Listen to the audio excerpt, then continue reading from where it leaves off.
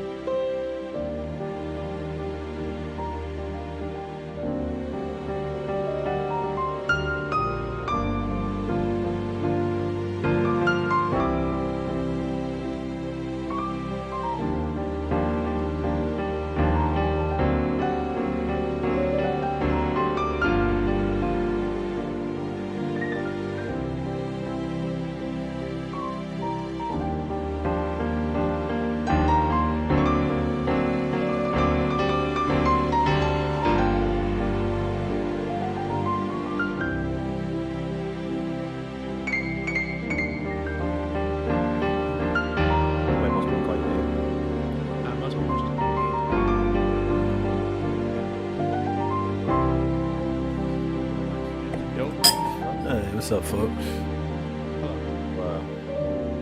What's going on? Excited? Coffeeed up? Yeah. We're about to see what's gonna go down. Okay. Let me switch to the proper thing. I just went live, by the way. Alrighty. I'm also live. Let's see. I think we're missing Lauren Southern in the StreamYard.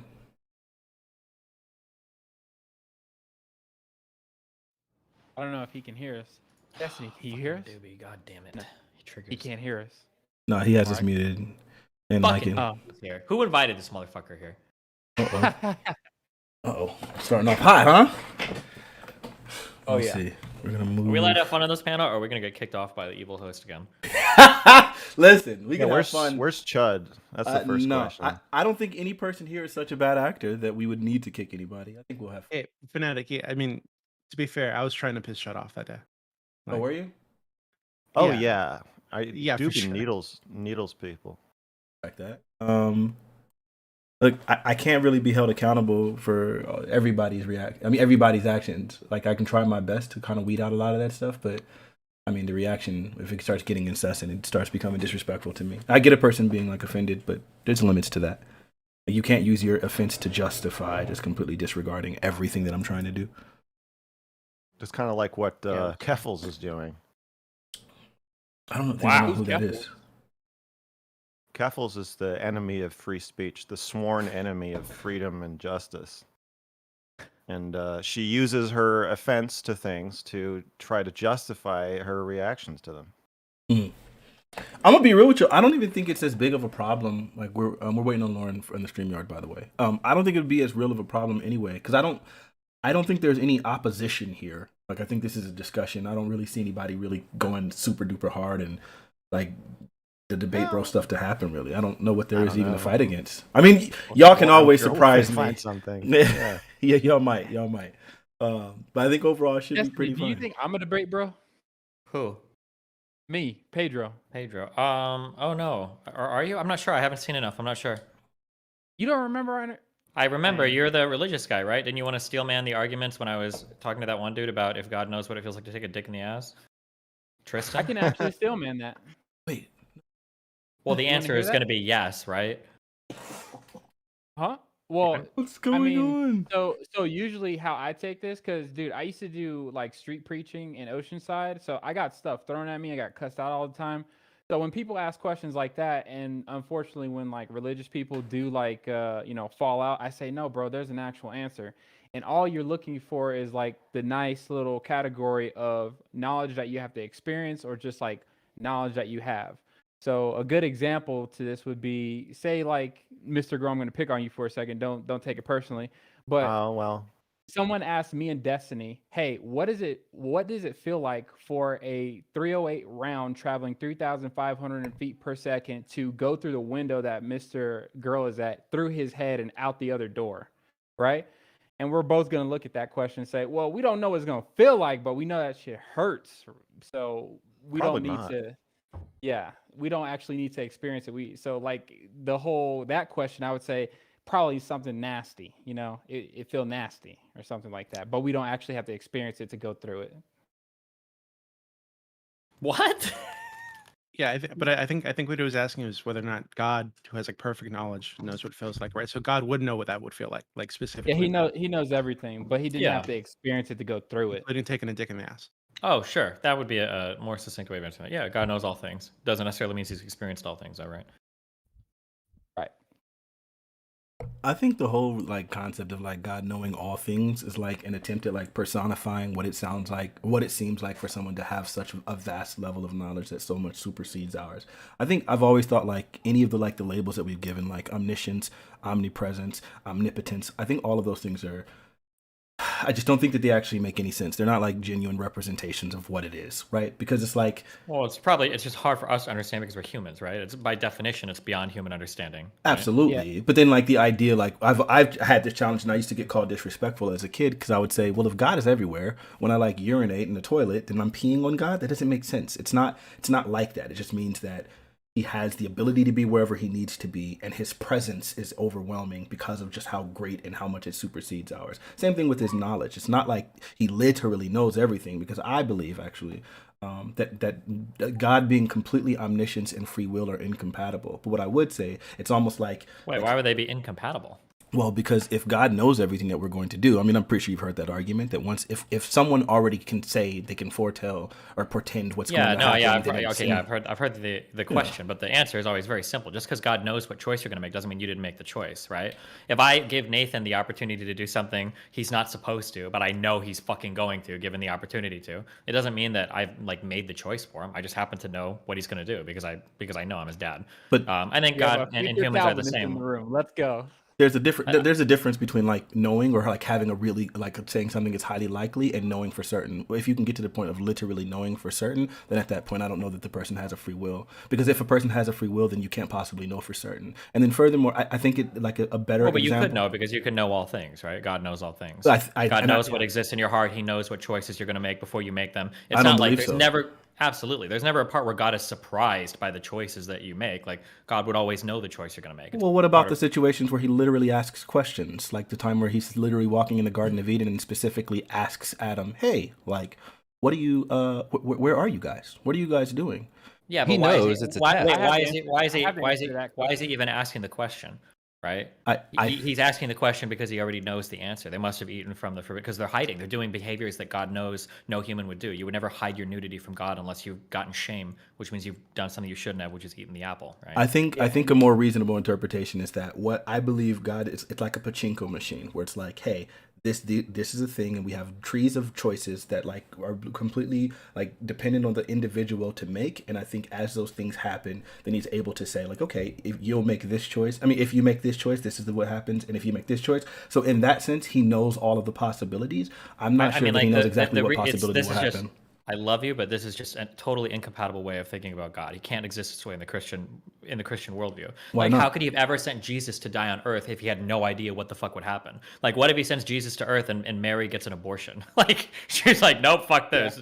Like, does God just run like version 3.0? Like, he can see like from he's like Aaron Yeager from fucking Attack on Titan, right? He knows what's going to happen end to finish, like, or start to finish and everything.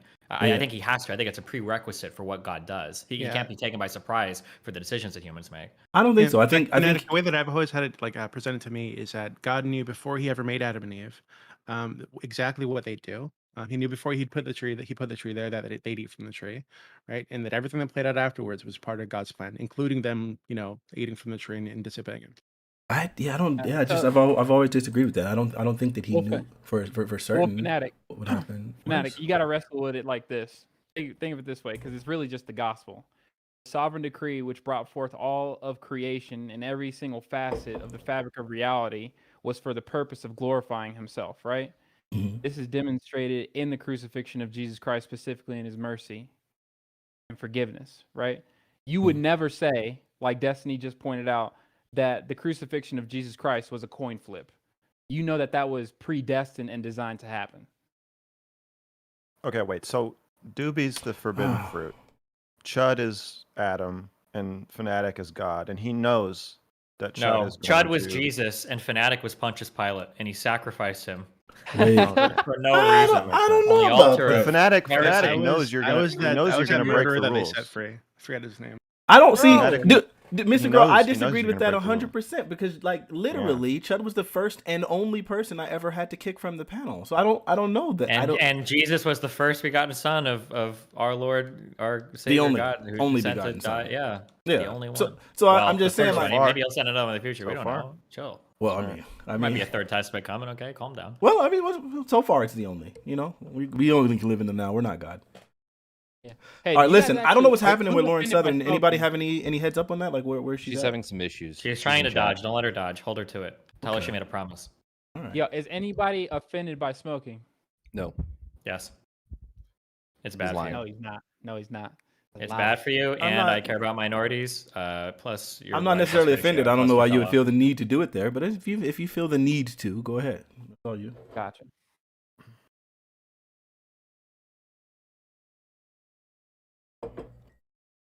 Oh, okay. I don't. We're waiting. Let me try to move this here. What's going on? I don't know. We're just waiting on I'm Lauren. already in the room, just AFK. Oh, she was trying to make excuses. Don't let her get away with that bullshit, dude. Call her out. Is she inside? No, she's not. She's not even in the room, dude. She's trying to. So Destiny, while Yeah. we're waiting for her, I'm just curious. So you're like, you sound, not to peg you, but you sound like a determinist. So when you were Catholic, were you a determinist? I don't know if I'd thought that much about it. I didn't know as much about physics then, so I don't. I don't know if I had like strong opinions on determinism or anything. Right. It's not like I think there is a simple faith that requires just a general knowledge of Jesus Christ. And when you're out here on this conversation, I mean, there's something called Christian liberty that you can have, and you can have different positions on this. So, not pivotal. Oh, sure. I mean, I think my Catholic understanding was always just that, like, the way that it was always explained, because this is like the first question that any like thinking student will ask a priest or whatever, because they think it's like a big gotcha. Like, if God can tell the future, then how can I make choices to sin? Like, God is making me sin. But the answer that's always given is that, like, well, God knows the choice you're going to make, just like a teacher or a parent might know the choice a student or a child is going to make, but that doesn't mean that they're making the choice for that person. So that's how it was always explained to me. I mean, it seems to, I guess it makes sense. I feel like if someone can know with 100% certainty, then you are like powerless to actually make a choice. I just don't think that makes sense. Well, here it might be better this way, Fanatic, because I've heard the free will speech before, and I try and make bridges with people, and I study this stuff a lot. So here's my best definition of free will that you'll probably agree with. Free will is the ability for a being to make a choice freely that is congruent with the desires presented to his will by his nature. You only have two natures. You either a rebel sinner against God, or you love God and you want to honor him. So if you're put in a situation and we know what kind of nature you have, which God will know, we probably know what you're going to do. You're probably going to do the rebellious act. That Right? probably is exactly what I think the point is that the fact that we have to use the word probably is because of the fact that someone has free will. Whereas there are certain things that we can say with 100% certainty that this will happen, like logically and deductively. Like for the record, like the way these things work, you just kind of jump in like where you fit in. Just try not to be as rude. We just expect everybody to be decent. But go ahead. What do you got to say? Yeah, I mean, I used to use this argument when I was a Christian and I was arguing with like atheists and stuff and be like, why would God let this happen? But I think that it kind of applies here too, which is uh, when you're talking about this being that's capable of creating all that we know and then creating everything else that's out there that we don't know, it's a little arrogant for humans to think, yes, well, we can rationalize on our end. We have some hints and clues because of the Bible and all that, but at the end of the day, like, do we really know? How can we really trust ourselves as what we are compared to God, as great as he's supposed to be, to go with that level of interpretation and certainty? The easier way to understand it all is that God is some dumb fucking shit. So just be an atheist, because what the fuck? No, none of that. God is awesome. Thank you, God Steven. is awesome. God is awesome. Well, Yeah, I was gonna say, if I had to Doobie, take it- is everybody here fucking religious, Doobie? Or what team are you on here? I call this is a weird cop out. So I grew up like very weird with religion, where I was told to say that I was Catholic, but my family was very not Catholic. They were part of some like cult thing where they did spells and exorcisms and all this kind of shit. So my relationship with religion, quote unquote, is a little strange. But right now, I just call myself agnostic. I'm not sure. Oh my god, it's the most boring of all the fucking religious positions. It's the one that Yeah. allows you to take no position but shit on everybody that has one. Agnostics Exactly. are literally the worst of all the theists. Holy shit. Doobie, I'm not Steven, going are to you an interact right atheist? now because it would have to be a formal one-on-one debate, because in this kind of format, it's like nailing Jello to the wall. I'm not going to do God it. damn it. No, Steven, are you an well, atheist? my issue is that so growing up, because I was surrounded by that kind of shit all the time, like 24/7. Okay, guys, can you hear? Oh, Yeah. sorry. Yes, ma'am. Lauren, hear you're you. Christian, right? Yeah, she's Yeah, Christian. I am. I'm Okay. just sorry. I'm just trying to check if my chat can hear you all. I just need their audio is low. Wait, is anybody streaming right now? I'm streaming. Yeah. For all of us are. Oh yeah. You're gonna panel like 7 streamers, bro. Of course somebody's streaming. And if they're not streaming, I'm recording, so don't say anything crazy, motherfucker. Hey, is my mic super loud? No, it's perfect. Okay, No. I was getting some chatters and I adjusted it. Weird. Sorry. Your audio's I haven't streamed to YouTube in a while. I just made the switch since I realized I can't really get myself banned from Twitch, or I won't be able to go on my sister's streams. You're gonna get banned. Wait. Just wait. Hold on. Not Just necessarily. You can... just to be clear, Lauren, are you actually banning? Are you actually streaming this on Twitch? No, she's streaming No, on I'm YouTube. streaming on YouTube. Okay. I was gonna say because I thought you were banned, but yeah. Okay, we're good. If she were to, like, I'm curious about this. Say she streams to Twitch, right? And she got banned, and all of our faces are on this thing. Do we also get banned? No. It's just the No. person. Okay, cool.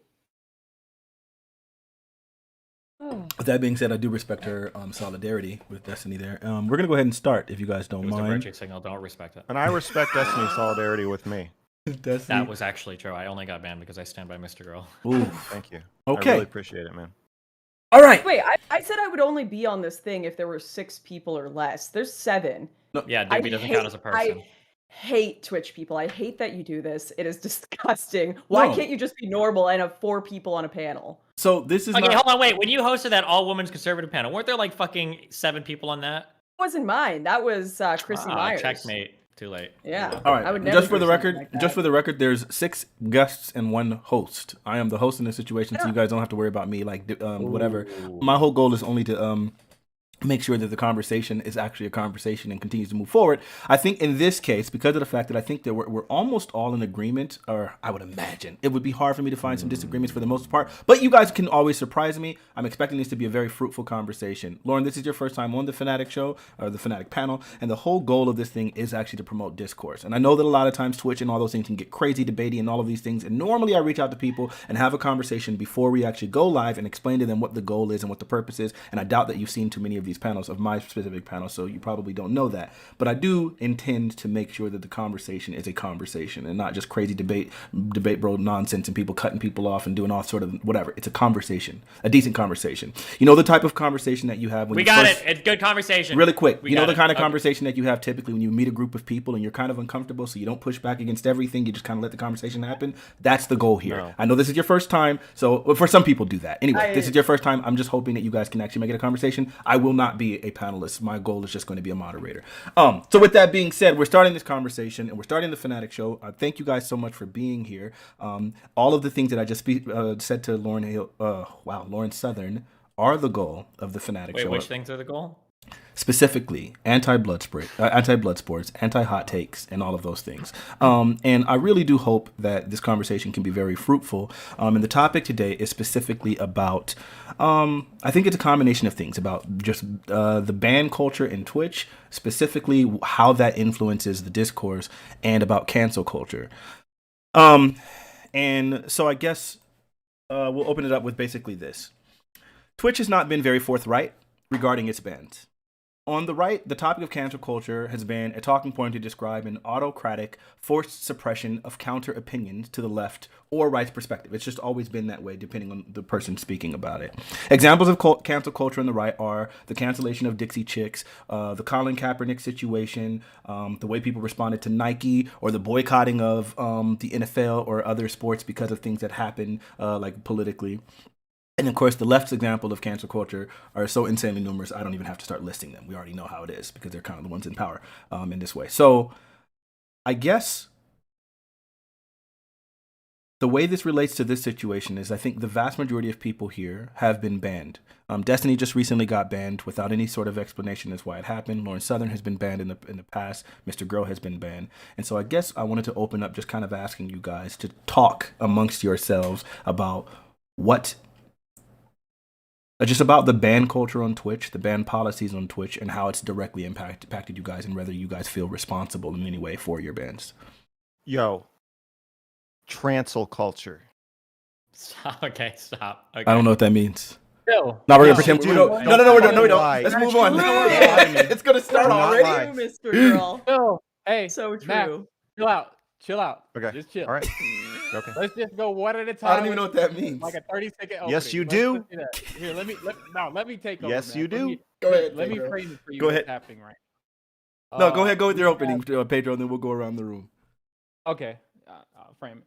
Destiny got banned after promoting a bunch of people who are crazy, and they all circled around to backstab him in the back. Really, I think in the face at this point.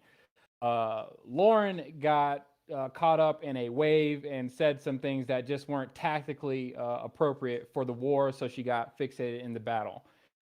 Max, let's be honest, even though you don't think it, and we're not blaming this on you, but what the activity on our side of the aisle you are engaged in is pretty much normalizing pedophilia, or you're a CIA op. That's why they got banned, right? The reason Oh, why wait. Can you Crucible- describe your side of the aisle when you say that? Just to be clear. the right people, all the people on the right think that you are normalizing pedophilia or a CIA op.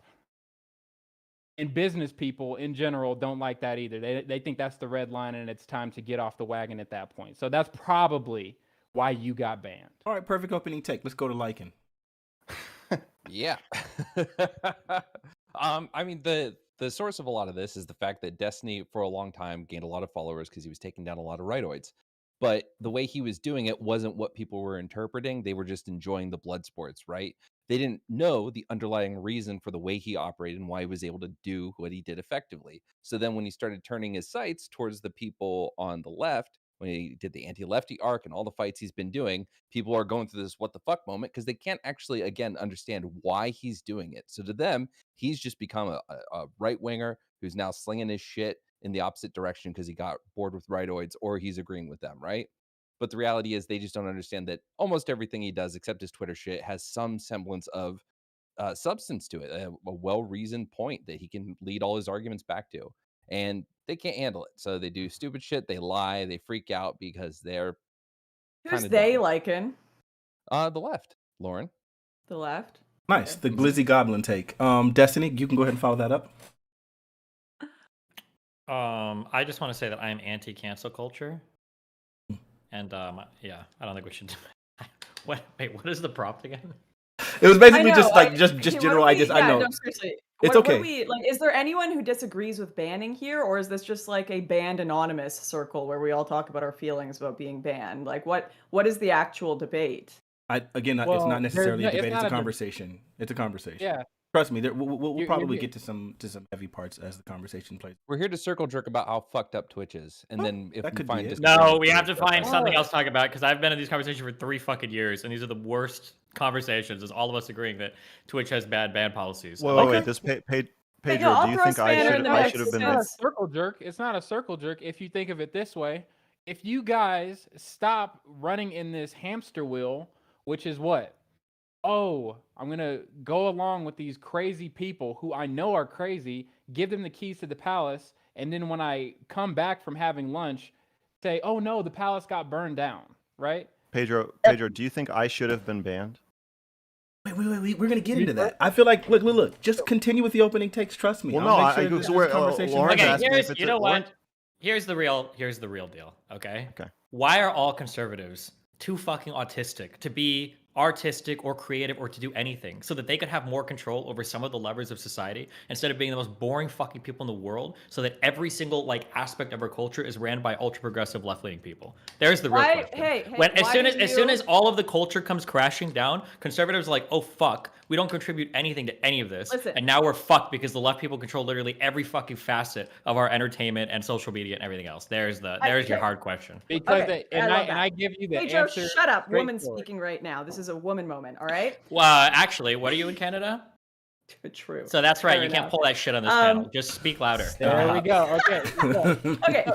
I Okay, completely agree with you. I think it has been an absolute atrocious approach by conservatives to say, don't go into the arts. The arts are useless. Just everyone needs to get a trade. Trades are great. You're actually going to make money in that. But some people do need to make the sacrifice and be artists and get involved in that. I do think progressive and right-wing brains probably work a bit differently as well.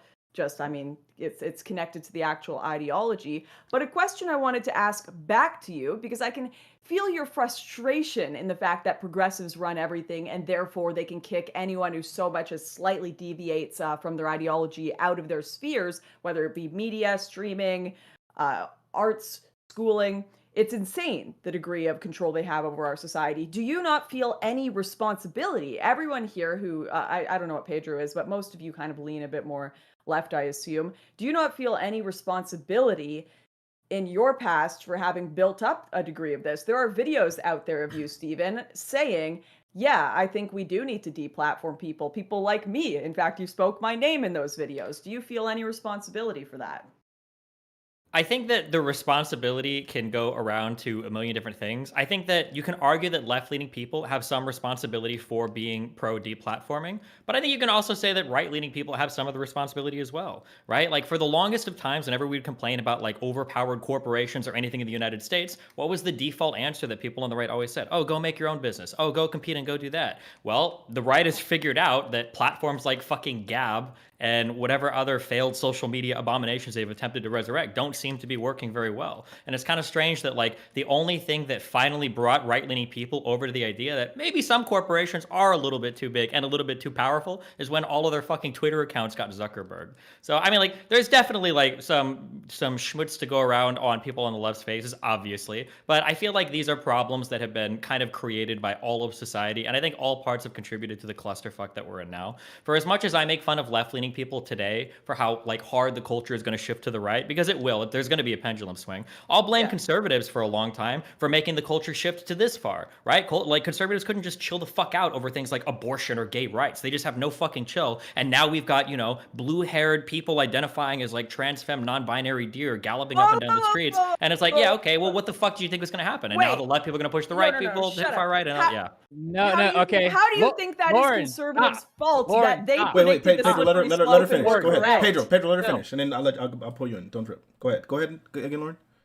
So the right were correct about the slippery slope, and they were like, oh, I don't know, guys, we're going a bit too far this way. We're going a bit too far, and now we have people identifying as deer. Everyone said conservatives were crazy to be saying that stuff. Everything else you said, their destiny, I completely agree with.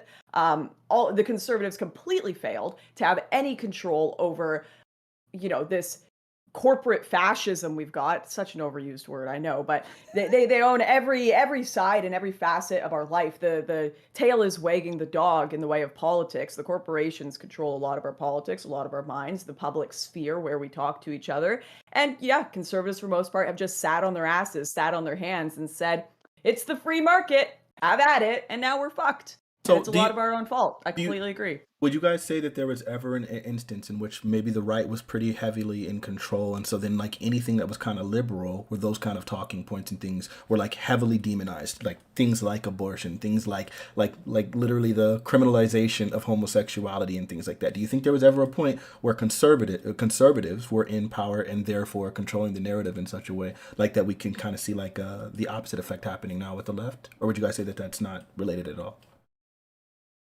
Yeah. I think they still have it now.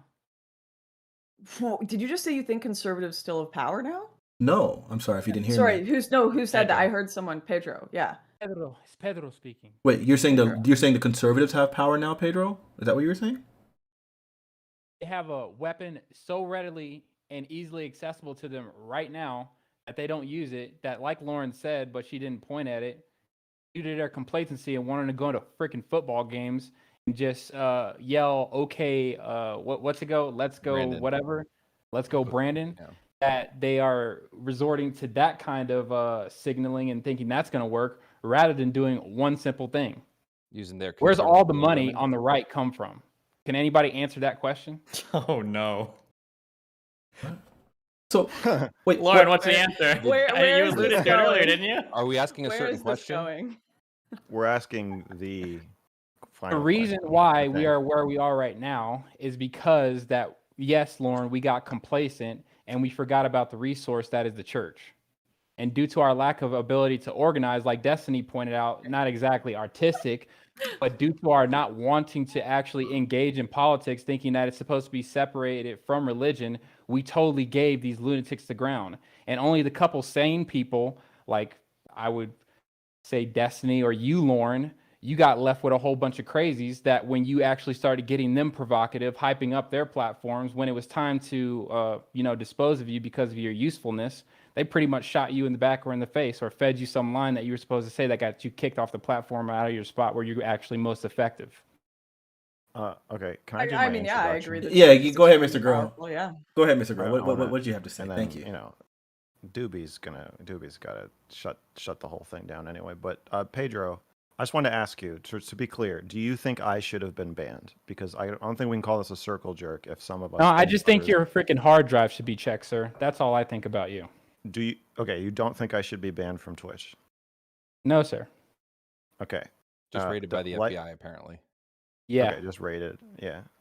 Fanatiq, do you think I should have been banned from Twitch? Is there anybody here who thinks anybody else should have been banned?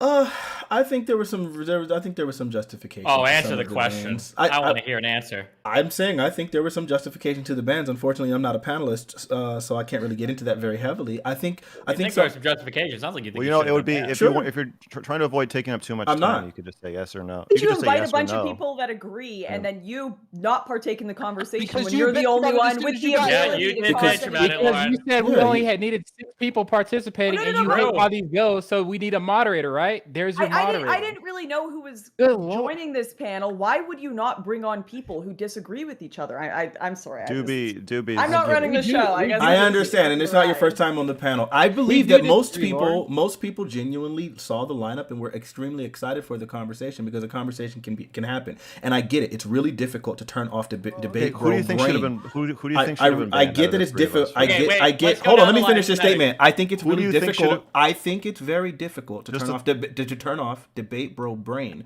But I think this can be a healthy conversation. But I don't know. You guys are kind of wanting to take it Okay. over yourselves and so on and Hey, so Who do you forth. think? can't- Who do you you think can't have should? a healthy Okay. conversation with deserved to be 7 banned and people. who didn't. We should make Sure, a I'll judge. say Yeah, it. I'll say it. Look, if you guys want that, but I'm not going to be a panelist, Yes. so it's kind of rough. I want you to because say I don't who know you how much think I'm going to be able to should have been follow up on it. But yes, do I I want think it. that there were some merits to the MrGirl ban? Absolutely. Do I think there were merits to words like some of the cancellation of Lauren Southern from the past? Absolutely. I think both of those things made a bunch of sense to me.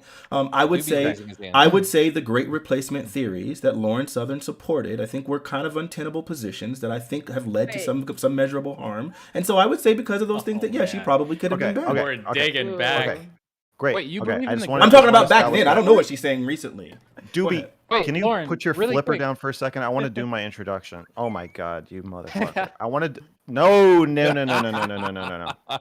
Lauren, did Let me you do my actually introduction. believe in Let the me Wait, hold on. let me- Don't everyone talk at once. Go ahead. Just Okay. do your introduction. I just want to Mr. Girl, introduce please. my perspective here because it feels like this whole thing feels a little disorganized the way everybody's coming at it. So Pedro's got the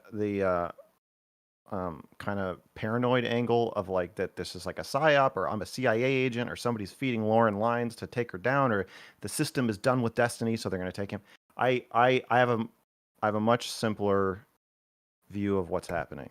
So I think with me, I think I'm saying things that are uncomfortable to lay people, especially in the highly puritanical space of online discourse.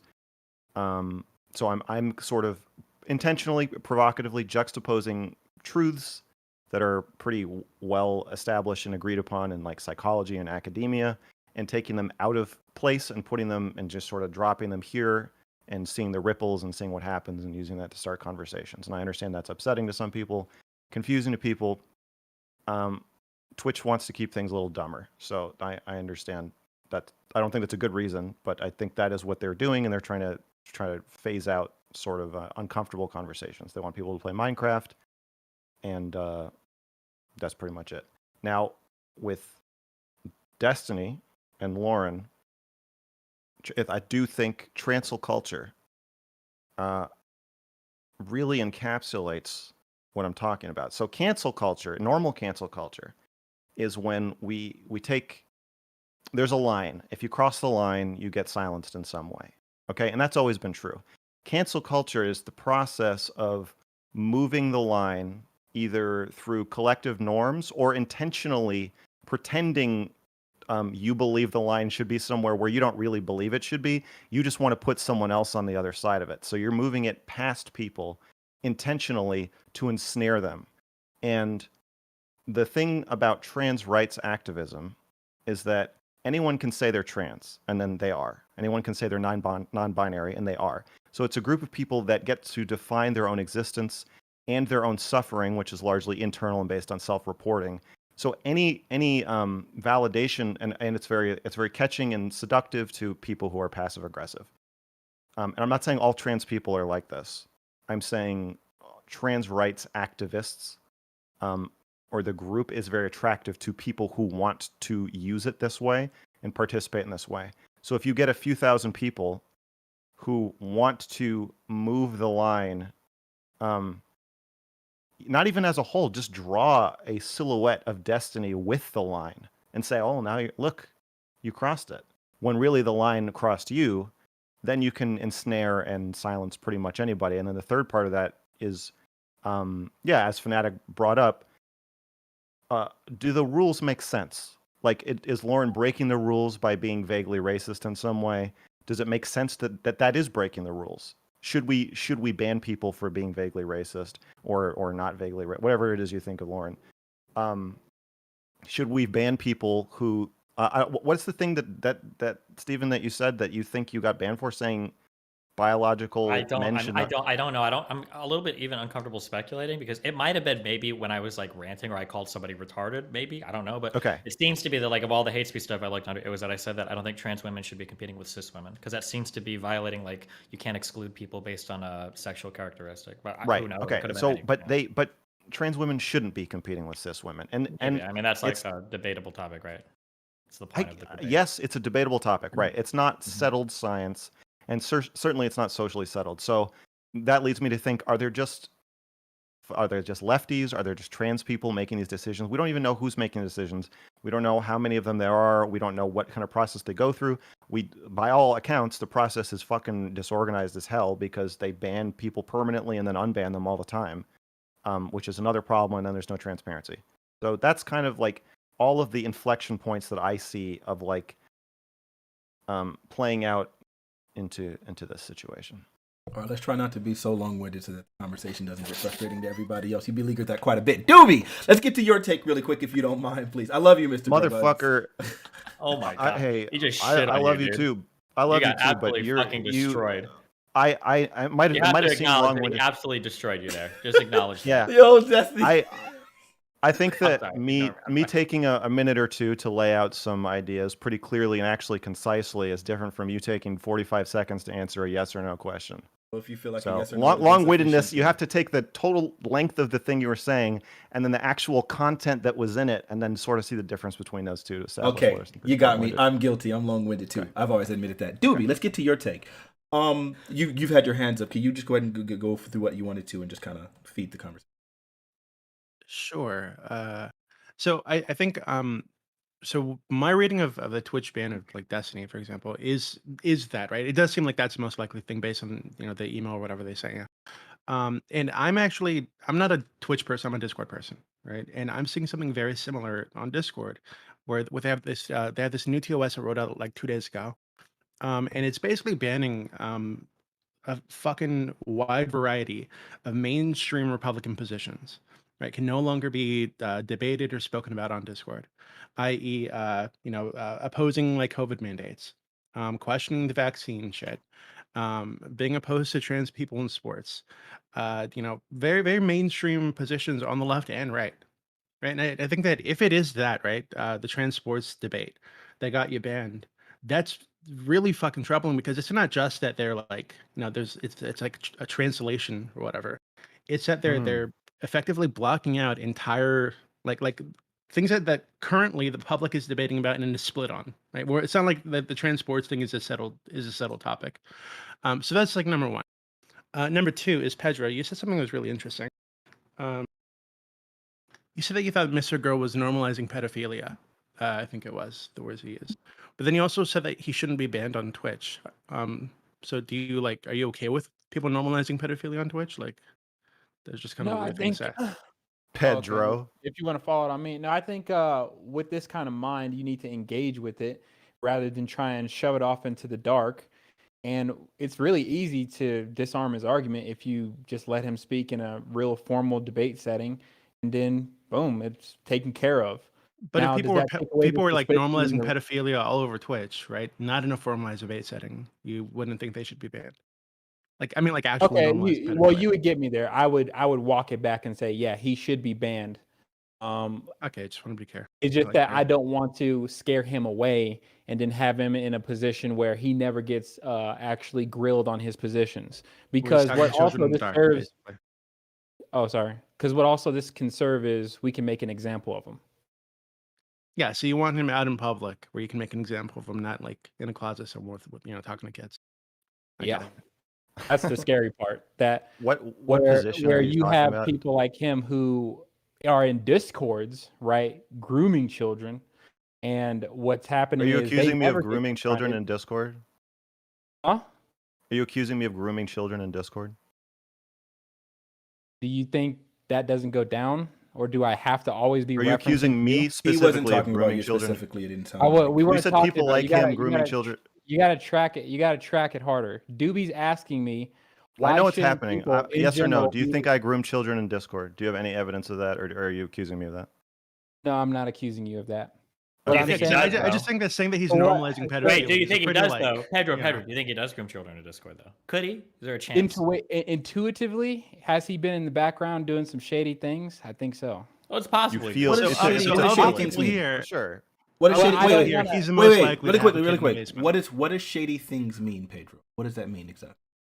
Well, he's admitted that he has attraction to prepubescent children, right? Wait, we can stop right there. Only when I'm watching cuties. Continue. So, MrGirl, Yes. here's a simple question.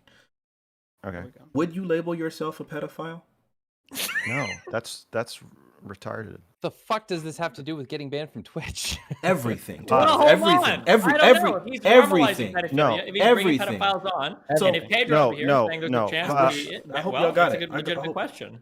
No, Yeah. pedophilia is a consistent, sustained attraction, a strong attraction to prepubescent children. It's like a sexual orientation. It's not. It's like if I like look at Chris Hemsworth's crotch while I'm watching like a Thor movie, and I'm like, wow, he's got a nice dick. That doesn't mean I'm gay all of a sudden. Okay, good. So then here's a follow-up. Outside of cutesies, because I know it doesn't necessarily need to be consistent or sustained. Cutesy? Wait, Do- is that like the sequel or? It's okay. Or cuties, whatever the name of it was. I don't know. Sorry. Do you have an attraction to children? Like, have you had attraction to prepubescent children outside of that movie? I have a Can repulsion. you give us the yes or no? to Can you Wait, give us- Pedro, let him respond, please. You don't have to prompt him. I to have do a something. Give him repulsion chance. to purity testing. I think that we have to go off of things that all of us have already said, unless you're arguing that I should be banned for things that I think but have Okay. never said. So I need you to answer the question. Which I don't think we can. Yeah, that's my answer. Is I'm not going to answer your question. Okay, but and that's okay. Go ahead. I'll let you finish and then I'll respond. Go ahead. Yeah, I don't think that any of us, unless you're making the argument that you think you should ban somebody if you think you can detect a like latent sexual disorder or desire that they have that they're not speaking about. I think what he's trying to ask is, No. would I you got be it. more I excited? got Would you it. be more Come on, excited if Destiny. there is a Like, sequel to wait, Cuties? you or guys a said you prequel wanted to a Cuties? conversation. You guys said you wanted that. Like, here, let me just go ahead and drive it home really quick. So I think the problem is, and this is I think where this is where we run into an issue. Is like you're saying, like I don't understand why I had anything to why I got banned. When I think you are very well aware that a big portion of your platform is specifically. No, I I thought you weren't a panelist. I get it. I know, No, but no, you guys I were know, complaining I that the got- I conversation understand was that too I got circle banned. jerky. Hold on, I'm gonna finish talking really quick because you guys were complaining that Sure. the conversation was too circle jerky. So I'm just trying to actually push into this thing since it seems like no one else is going to. Kind of prompted Pedro too, but it's okay. Anyway, so the idea is, I feel like if your platform, if your branding is associated with pedophilia, and then you can't answer a very simple question like, have you had Yeah. attraction to children? And the reason why you were your ban was shortly after you did an interview with someone who has POCD, which I believe is called pedophilia OCD, then it seems to me like I think if you would be willing to simply distance yourself from that thing, then maybe you might have a claim to like, I don't know, it doesn't make sense for me to be banned. But it seems like because of your unwillingness and reluctance to do so, then it starts to, I can understand Twitch's association. So when you asked me the question earlier, do I feel like you should have been banned? I felt like there were justifiable reasons because of your reluctance to distance yourself from pedophilia and the platforming of people with pedophilia OCD and those kind of things. That I think is why you ended up getting banned, and I think that would be justified. Okay, you're making a big swirl of descriptive and prescriptive statements here, but I understand you think that I should be banned for that. I just want to be clear that we're talking, there's a big difference between grooming children on Discord, which is a act, it's a crime, it's wrong. Being a pedophile, which is a certain amount, I guess, a threshold of thoughts, sexual thoughts and feelings about prepubescent children, and then there's things I've said out loud. And so you could do what Pedro's doing and extrapolate from one to the next and say, well, if a guy said that about cuties, he's probably raping kids in Discord. Now, whether that logically makes sense, I think it's stupid. I think I was banned because people are too stupid to understand what I'm saying. However, if you want to make that extrapolation and make those jumps, you can. But the question is, should we be doing that? And should we be banning people based on the assumptions that we get to? Same thing with Destiny. Only a Nazi would say something like that. So that must mean he is trying to promote hatred of trans people, so we should ban him, not because of anything he's specifically said, but what it seems like he's thinking. And I don't know if that's the justification, but I've certainly heard that. Okay. Doobie, you So are we banning people for their thoughts?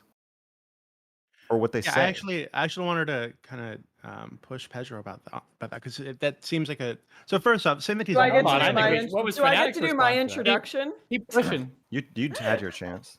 Keep Had my pushing. chance.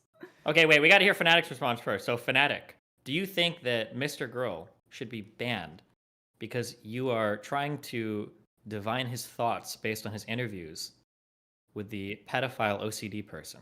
One, I don't believe that that's an accurate representation of what's happening. I'm much more just responding to his repeated lack of response or willing to just state things that he's not a pedophile.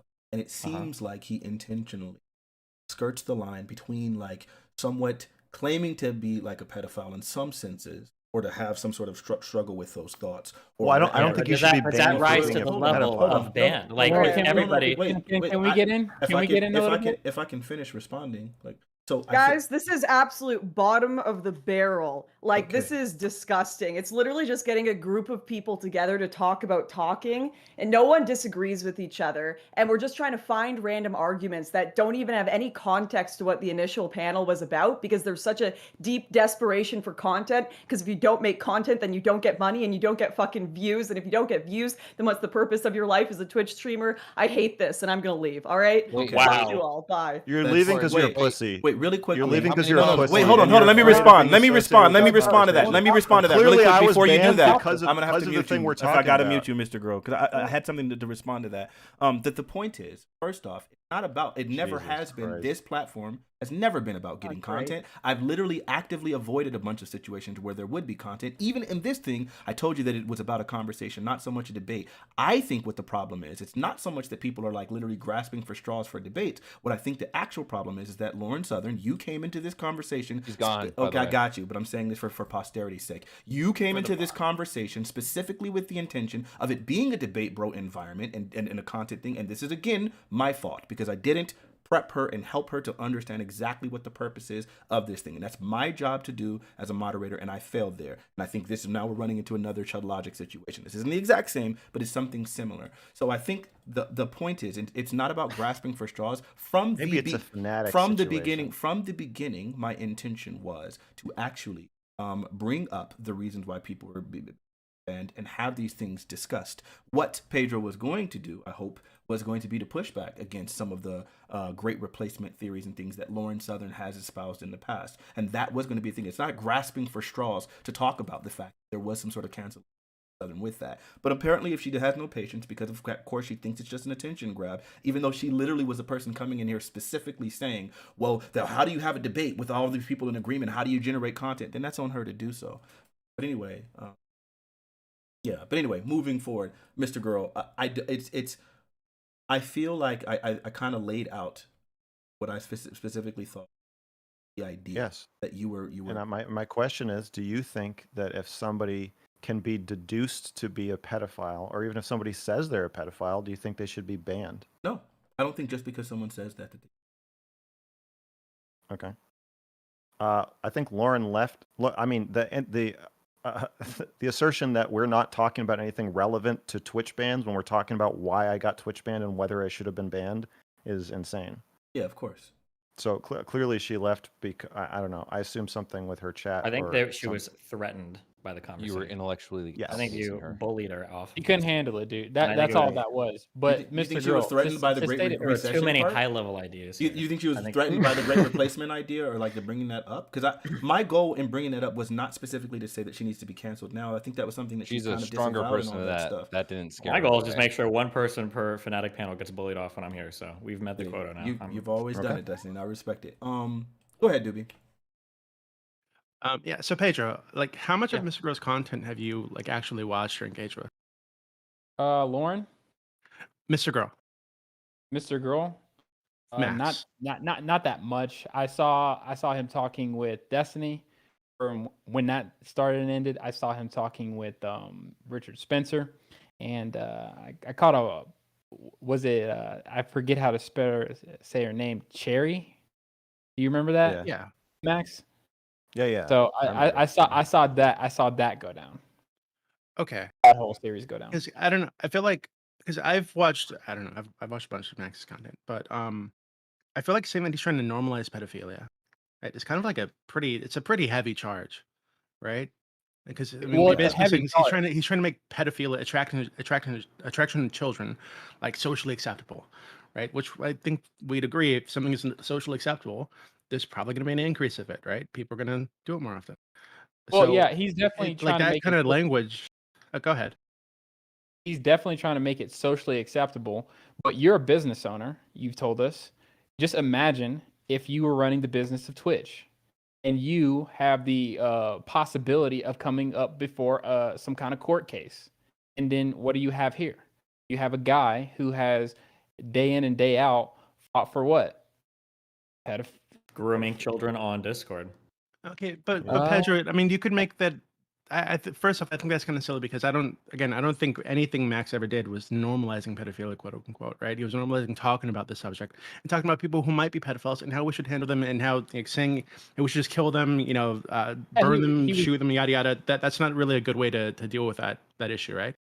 right. But can I But ask beyond you a that, you question? could say the exact same shit if some company were to come on and see a ton of mentally ill deer and fairy people prancing about in front of a camera, for other mentally ill people, right? That there's and how like exploitative that can be, right? So if the issue is if you think that's like that would justify him being gone, you should probably think that justifies all those people being gone, right? Well, think about it this way, Dewey. And this is a simple. You don't have to give a yes or no, but you can go extrapolate on it. Was he destigmatizing the idea of pedophilia? Was it becoming more of an acceptable thing to talk about in the open? Yeah, I think so. All right. Is destigmatizing something normalizing it? I would say that they're like different. So if you're normalizing something, you're making it. I think when you say that you're making it socially acceptable to have an attraction to children, and I think based on what you implied about what he might be doing on Discord, for people to act on those attractions, right? Which I don't think he was doing. But if you're saying destigmatizing, hey, that's totally fine. I think it should be destigmatized. I think you're a pedophile. Okay, You should be able to come Okay, out real and quick, talk about real it. quick. To One listen, second. I have a wait, real follow-up quick, for that. just I in have a terms of follow-up this. for that. Wait, Can yeah, I? wait, hold on. In terms I've of been very concise. Yeah, I haven't know, been but I long-winded. think that Let me the just- conversation gets a little bit lost. Hold on, because that response was not good. Okay, just real quick, and then you guys can go. Okay, so we are normalizing a thing versus normalizing the conversation about a thing. These two things are not the same. We should be able to have more conversations about sexual assault or rape. That's an important thing to be able to talk about. Normalizing conversations about rape is not the same as normalizing rape. So if Max's goal is to have more conversations about pedophilia, to be able to talk about people that are pedophiles or whatever, having the normalization of the conversations about a topic is not the same as normalizing that thing itself, just as a thing. Okay. Yeah. Right. So now we agree that he's destigmatizing it. We agree that with what Destiny said, we're just trying to get the conversation back into the room so that we can in the open talk about it, right? I would say I'm Therefore, it logically. I would say I'm it would just logically- reframing. Wait, Mr. Girl, let him finish, and then you go. Well, I just don't think. I think I'm Therefore- No, reframing Mr. Girl, let him pedophilia. finish, and then Let you him go. He's No. not gonna let me Hold on, finish. Mr. Matt. Girl, Go. I Go, got you. Matt. I got you. finish. Here, let me speak really quick. Really No, go ahead. simple. It's only a 6-person panel. It's not like it's going to be that heavy to get your words out for anybody here. If someone is talking, just let them finish. Especially if the moderator speaks in and says, let them finish, and then you'll go next. Anyways, go ahead, Pedro. Can you please finish what you were saying? Right. Whatever span years ago you want to put the number on it, I can put just 5 years or 10 to be safe years on it.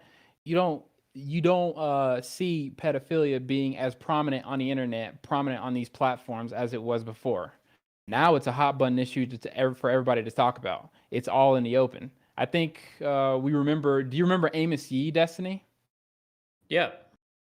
What was he was pretty much doing the same. I'm not saying the same exact way or matter he went about it. But he did the He same said you should be thing. able to fuck a 5-year-old. You Okay, psycho. the MOC example is really good because it illustrates the issue that we have. Sometimes we have an issue separating the discussion of something from the thing itself, is what I just said. So MOC was not trying to normalize the discussion of it. He was trying to normalize the thing itself. And now I haven't watched all of Max's content. It is possible that Max has videos where he's saying we ought to fuck 3-year-olds, and I've missed that. My understanding is he hasn't said that. Amosi did say that. That's the difference. Amosi was saying that we should be pedophiles. Max is saying we should be able to have conversations about pedophiles. Two different things.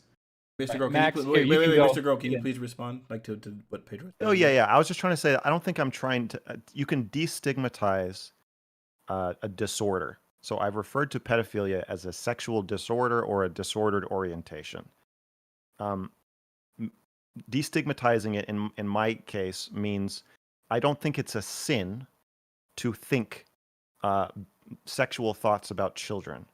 I don't think it's immoral or wrong or evil, but I think it's disordered. So it's more like saying, think of pedophilia the same way you think of anorexia, or the same way you think of OCD, or any other psychological disorder.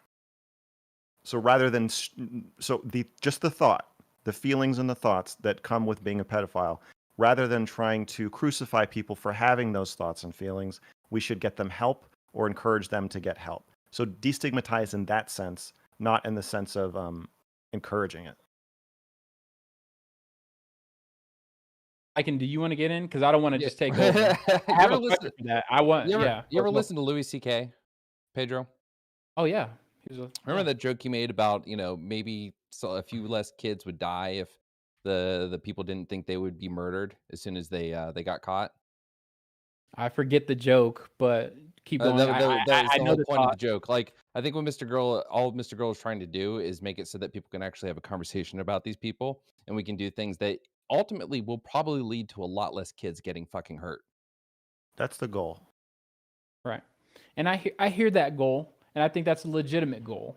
Thank But you cannot take away from the other factors going on right now. In the last panel I was in, what was happening was we were discussing who dictates whether the child gets to disclose information to the parents or not. And they said it was the experts and the scientists and, based on studies and all the literature and the therapists and stuff like that, right? So if I were to piece it together and say this, if it is totally dependent upon scientists, people who have depth in the literature and all this stuff, if they get to dictate what we know is to be the age of consent, and then then we have it in the same time frame that MrGirl is having this conversation about pedophilia, we can slowly but surely see them saying, "Hey, experts who do not represent us on the right, what is the age of consent?" And then if they say it's a lower number than what it is, do you see where someone like me would say, okay, this stuff is getting actually normalized? I see why you're scared, but I don't see any evidence of anyone arguing for a lower age of consent, other than like out and out pedophiles. I don't see anybody else seriously discussing this on the left or the right. You don't see. So do you see any of the TikTok videos of teachers saying, I don't care what the law is, I'm still going to talk about my partners and my sexual orientation with my students, and then them pushing for legislation saying that we don't have Yes. to disclose everything going on with school with the parents? Do you understand the difference between having to not tell a third grader that you are gay, or feeling like you should be able to tell the third grader that you're gay if you're their teacher, versus wanting to fuck the third grader? You see there's a Right. difference between those two things. There is a difference between those two, right? Do you see the problem with us talking to a third grader about it at all? When that in my previous years, it wouldn't even be a topic of discussion. But Pedro, if they're Not Wait, really. hold on. Pedro, if they're two different topics.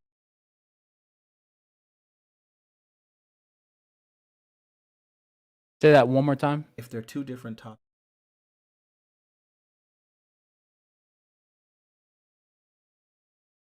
The connection is just that like there are certain things that weren't talked about in the classroom before, that being like homosexuality or whatever LGBT stuff, and now teachers are saying they're going to talk about it regardless of what parents think. And parents right now probably don't feel like the school administrators or the experts are representing their interests. So today it might be LGBT stuff, tomorrow it might be stuff related to the age of consent, is what the argument is. Okay, so that sounds like a Thank you, slippery sir. that sounds like a slippery slope argument, but okay, we'll go ahead. Doobie, do you want to get in?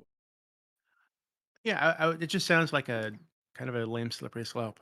So you're saying, it seems like you're saying that because he's destigmatizing the idea that pedophiles are like human beings, right? They're not like monsters, and they should be able to come forward and talk about this mental disorder they have and get help for it. And we should encourage them to do so. You're saying that we're going to get from there to people suddenly thinking it's okay to like fuck kids? Like I don't. Yes, These sir. Yes, sir. ideas just seem so far apart. Like I don't understand. Yes, sir. As you destigmatize something, it becomes more acceptable. It's pretty much my argument. If I So had to then, be more, so then, what would you encourage like people who have like this mental disorder, right? They're attracted to children. How do Mhm. they get help? How do you encourage them to get help without talking about it?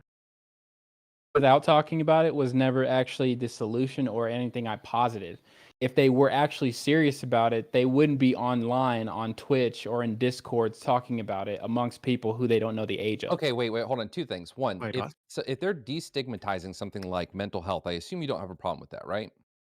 Like, I'm I'm sorry. I'm sorry. sorry. Let me be explicit. Well, If they're let me answer. destigmatizing Let me something answer. like I hear you. depression, Wait, you let have him no clarify. problem Let with him that, right? wait, Pedro. Let him clarify. He said he wanted to clarify what he If was it's saying. depression, you have no problem with someone destigmatizing that, right?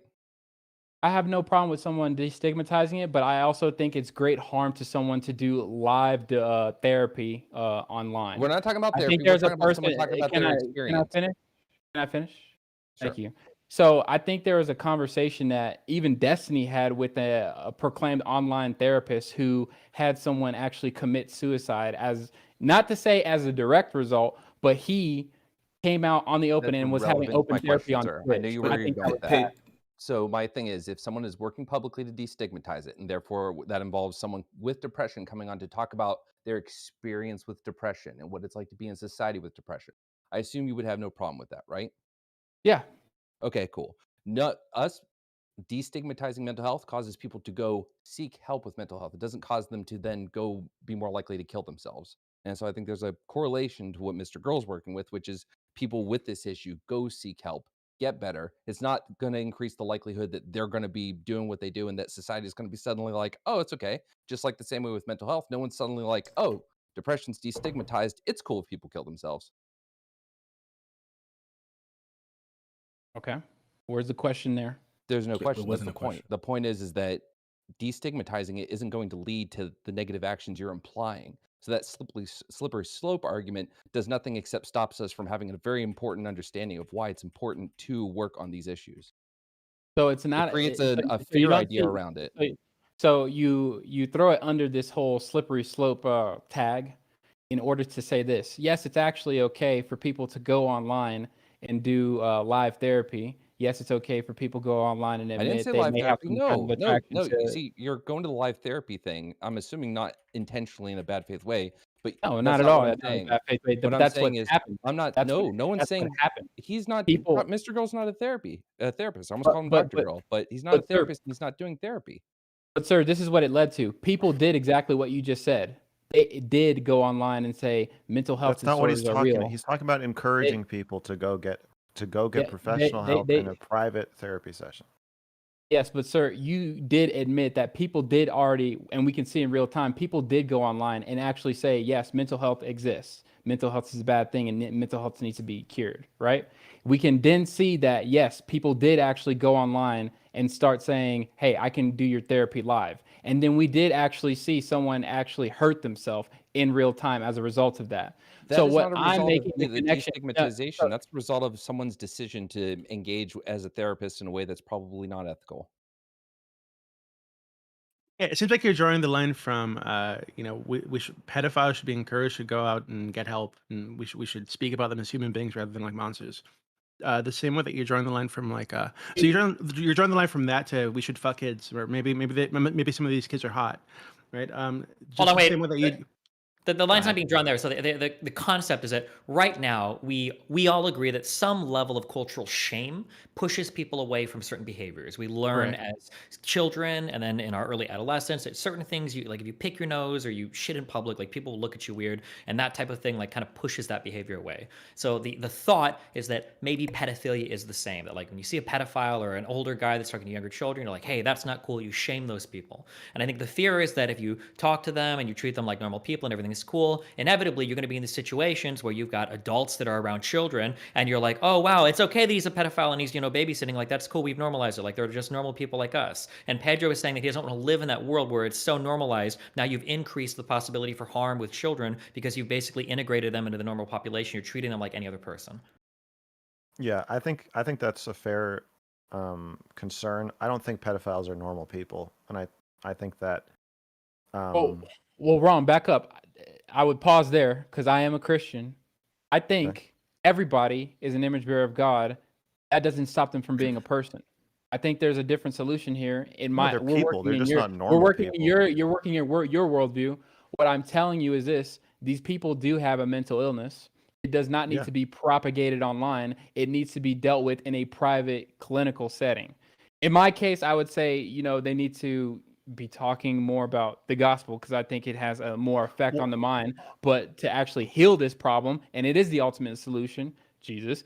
But in your secular worldview, I have to deal with it because there is some truth to the fact that Doobie said, where yes, you guys do have all the power right now. You guys are in control. So what's going to happen is dictated on how you choose to go about it, whether or not these people seek help in the correct manner. You don't need to be going online on Twitch and Discord talking about pedophilia. Period. In my honest opinion, I have a quick question, really quick. Doobie, I promise it'll be really short. Hopefully his response should be short.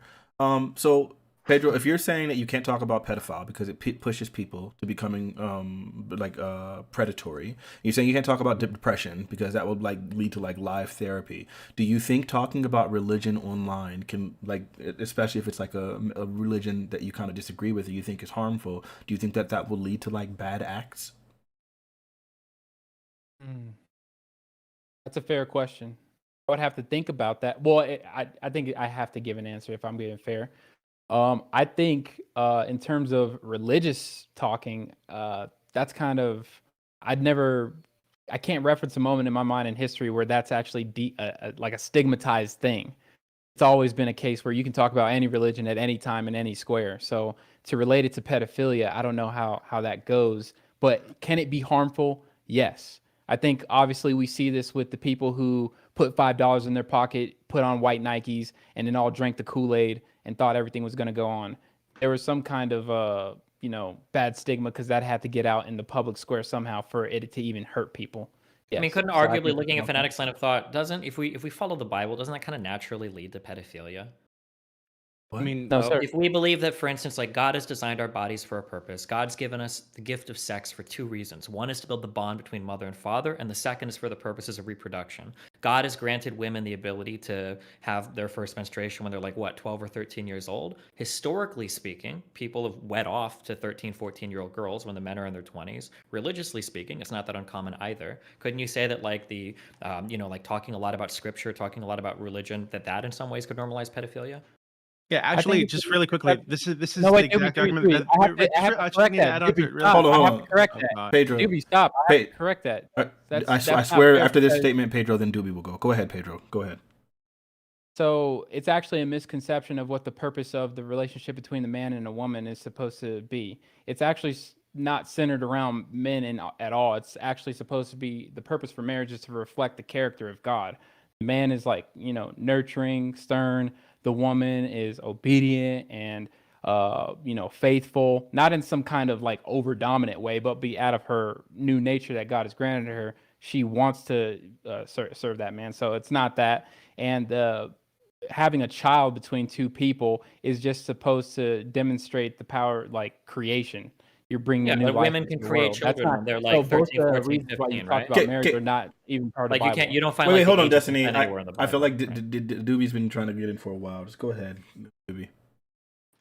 Oh, I was just going to add on that this is the exact argument that a lot of people who are Muslims give, right? When they talk about Aisha and Muhammad and the fact that he slept with her when she was 9 years old, is that she went through puberty. That's God telling us, this is the physical process that God does with a woman that demonstrates that they're now ready to have sex and produce children. So this is why they make that argument. And I think what Destiny's pointing to is exactly that, right? So if God is putting women through the process of puberty when they're 9, 10, 11 years old, right? It seems to make sense. I mean, it makes sense to me That if you're going by religious worldview, you should be okay with 11-year-olds fucking grown ass men because that's God signaling that they're ready to have children. Well, my direct response would be that I'm not Islamic, and second, that God actually established order in form of government, and that means that when we put up an age of consent in the world here in the United States, for I think it's 18 where I am. I don't know where it's 16 in some There are a places. lot of countries where it's much lower than 18. It is so right? So Well, in those, that, well, that's where so very other hard not being a countries are panelist not here. part of the This is Christian crazy. worldview, Oh and my that's totally God! different. Please, Pedro, get Wait, these. okay. This is crazy. I don't think that's Wait, true. how There are a old lot was of Mary? European How old was countries Mary where when she was? I don't know why we're bringing up Islam. She was like 12. Let's focus on Christianity. Yeah, Mary was like 12 or 13 when she got pregnant with Jesus. Yeah. Wait, where did they? Where I'm did just they saying that mention if her you look age? at like if Where we're did they being mention? honest, Wait, Where'd you get that where did they number? mention her age? What are you talking about? I thought Yeah, Mary that's- was that's supposed to be false. incredibly young. Where did you get that from? No. Where did they say anything remotely close to her age at that? You're One of completely the wrong. Where I got that from Apple. was a Catholic church. Oh, Wait, you okay. say I'm completely off. Wait, how can you know I'm Oh, completely well, off I'm with the not age of Catholic I'm either, no, so- I'm not saying you're completely. I'm saying I'm saying that your claim is completely unfounded biblically. That's what I'm saying. Yeah. With 100% certainty. So my understanding is that like the function of the human body, the reason why men have orgasms, the reason why we enjoy sex is because it's supposed to strengthen the bond between father and mother, and because it's for the purpose of procreation. If we see that our bodies are able to orgasm at an early age, and we see that women are able to bear children at an early age, it seems like religiously it would logically flow that the function of our body is granted through the form of what we've been given by God. So it seems like pretty natural that you could use the Bible to make arguments for, I hear Well, that. the I hear that problem claim is really like quickly, about but the I just want to Bible make sure that, like, just to be sure that the statement that you just made about the Bible indicating in some way that like Mary was like particularly young, that's completely unfounded, right? Like that there's nowhere anywhere in any biblical text whatsoever that ever indicates her as being particularly young, right? Like we're aware of that. Yeah, maybe that might not be true. While unproven, some apocryphal accounts state that at the time of her betrothal to Joseph, Mary was 12 to 14 years old, according to ancient Jewish custom. They were Jewish, right? She Wait. could have been betrothed at about 12. Well, we're not with the Apocrypha, Destiny. Now you're talking about Eastern, like we're not Catholics. See, this is the problem. I think. Wait, this hold is on. the What do you think the wrong- average age of Sure, conception was sure. at that time, though? Do you think that those people Sure, were waiting just until they were say- 18? It's Well, not like out of sure, line to assume that Mary was probably pregnant at like 13, 14 Wait, years old, right? it Well, varied. well, I'd say really quickly that it varied greatly. So I don't know where we get that specific age from. I don't think that that's founded whatsoever. Well, sure. I mean, like it was most definitely under 18. That's what I'm saying, right? I don't know that it's we not can like even Mary say was that. like 24, graduated with her like bachelor's of science, and then she got pregnant by God. Sure, I guess right? we can say it was She's definitely probably under 18. Sure, we can say it was definitely under 18. I guess even though like people like Mary had been, people like Abraham's wife Sarah had children at like 99 according to the scripture. Like even though like there were people like Mary Magdalene who like didn't have children all the way until Jesus was like 31, and like they were similar in age. Wait, hold on. All these Hold kind on, of things. wait. I don't know. This is wait. Wait, Hold on, wait. No, wait. You're either Destiny, being really I bad faith promise right now, or I'm you're not just not being. being. I'm not being really bad faith. Okay, I'm just going to say to really answer me this clearly. question, Wait, what do you think- really quickly, Destiny. Okay, If I go can ahead and just say finish my something. I'm statement, gonna ask you please. the same I question got you. I'm And you gonna can ask ask the you. same question, but just let me finish, please. All I'm saying is there is literally zero indication in text in the scriptures that ever indicate the age of Mary. If you can provide me with something like that, I'm willing to address that. I don't think that that's present. That's Gotcha, my okay. statement. Without saying the same thing 15 times. Okay, so yeah, that might be true that within the accepted canon there's not anything listed. Do you agree that the average age of conception for somebody in that time for their first child was probably like 14 to 16 years old? I have no idea. You're not going to give me a good faith answer there. You truly Well, don't can I know. Or give you you- just don't know Destiny, anything on the history of the world. I don't know why you. answer? I don't know why you would call me a liar. I'm saying I don't know what. I'm the not calling average... you a lie. I'm just like, because it seems like in the early history of America, like women got, like even with the Roy Moore stuff in the United States in the 60s, you had people saying things like, oh yeah, if my 14-year-old daughter was being flirted at by like an attorney general or like a prosecutor or whatever, that'd be like a compliment to the family. And this is for people that are still alive in the United States. Are you really going to pretend to me that back in the year 0 or in like negative, in like 10 BC, like the age of consent in these places was 18 years old?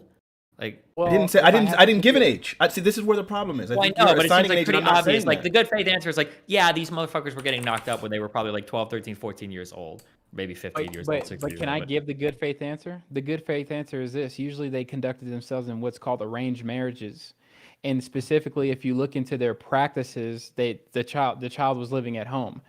And then further point even more, we're talking about people who are prepubescent, correct? What's prepubescent?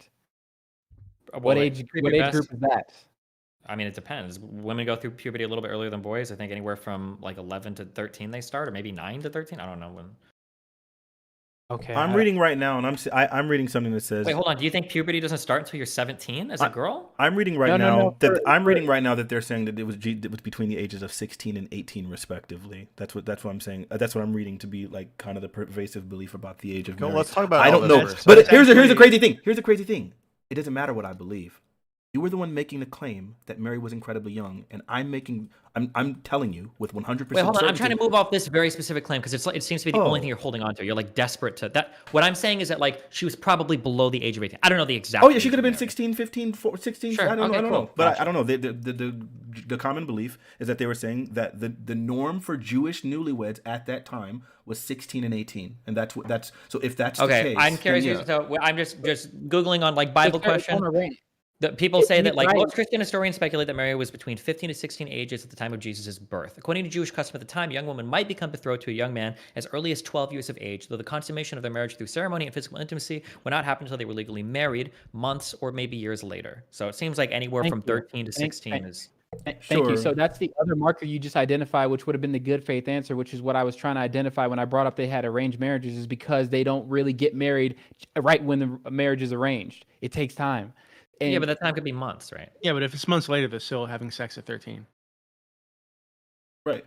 When- So Right, and Pedro, you said when earlier that, you know, Elvis- that When Elvis met his wife, she okay. was 14 and he was 24.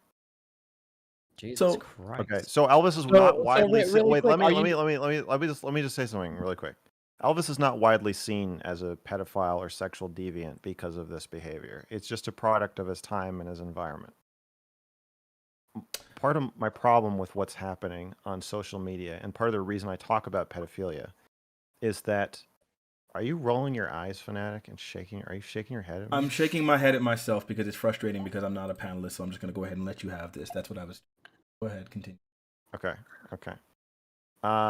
My problem with what's happening on social media is it's a couple of things. One, our view of norms is warped. Where now you guys are saying things. It's like you want to bend your view of world history and the age of consent thousands of years ago to match with what is socially appropriate for you to say on a YouTube live stream right now.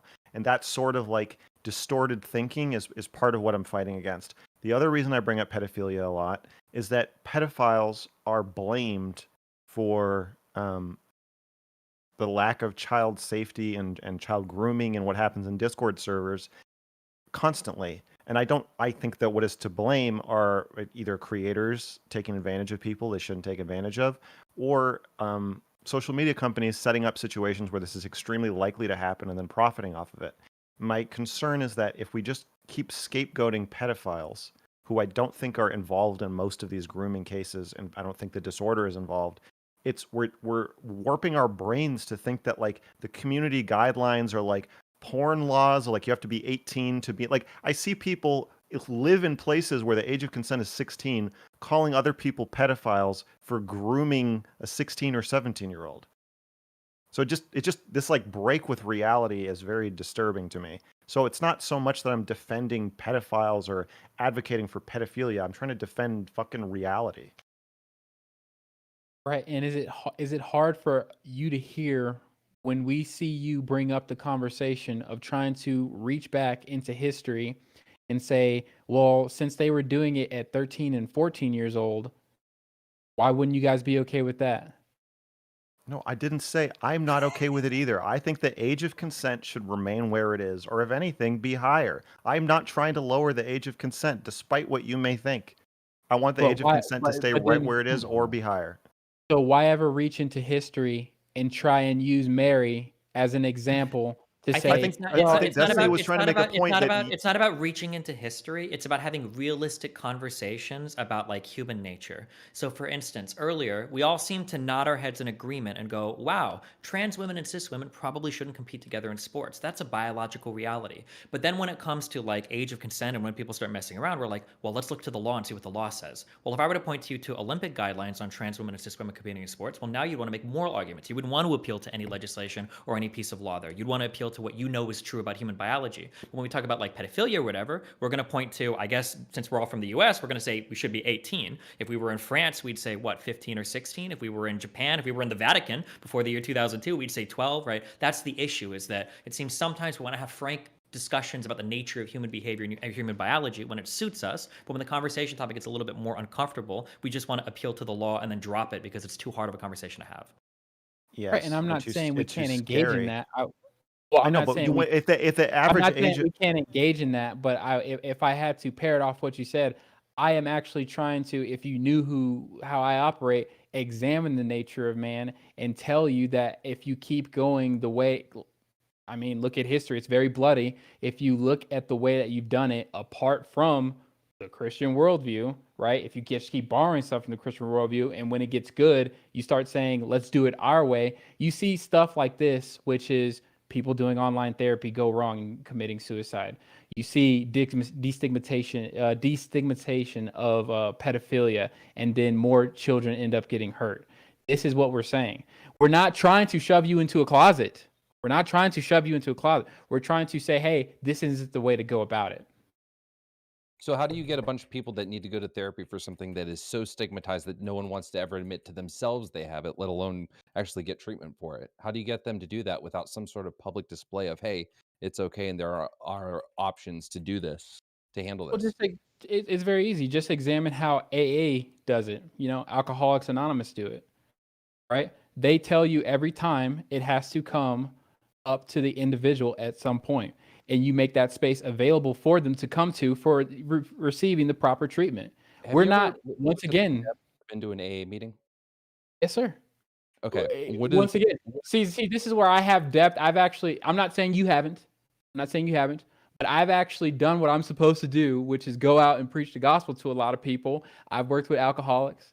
I've been to prisons. I've been to everything you can imagine, sir. I've met with all types of people. And you know what? None of them said, hey, let's go online and talk about it. Yeah, They but all we always had some kind of program we could point them to, which was very private or more in a public setting with the AA people where they can talk with each other and encourage one another. This is not the place to do it. I'm sorry. so Okay. it's something that's talked about publicly all the time. I mean, how often is AA or Narcotics Anonymous something that's in a TV show? It's a piece of Yeah, I it, was gonna right? say AA people are religious about plugging their shit, aren't they? I thought that was like a It's very fucking well, meme. yeah, exactly. It's very well known. It's very acceptable to go to AA. There's still a stigma around it, absolutely, but it is so destigmatized that it's very often a common plot point in a place that garners a little bit of sympathy for those individuals in a TV show. So Yes, but sir, you never see a live AA meeting go down like we're online. not And if you do, it's nobody because is it's over a Zoom advocating call and for they were live locked in their therapy. room. That's not what we're talking about. so I what I'm didn't having I didn't get banned for doing live therapy. I got banned for talking about pedophilia.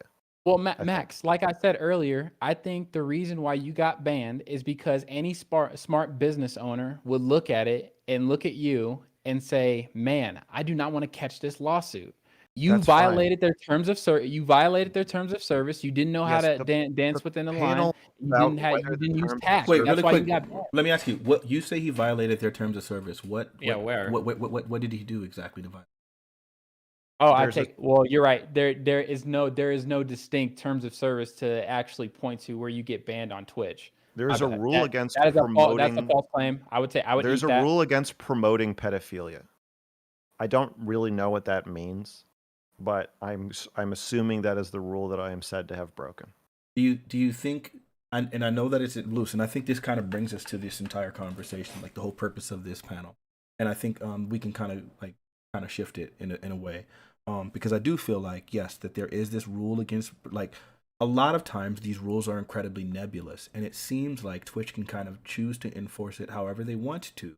And I think that's part of the Yes. problem is that like when they do this and they don't like express what it is that they're enforcing, they kind of don't get specific. It's almost impossible for the person who's banned to learn from their mistakes, or other people who look up to the person who is banned to learn from those mistakes. And I think that's where it is problematic, but it also serves as a protective shield for Twitch. Yeah, I mean, I'm not one to fucking blurt shit out or have.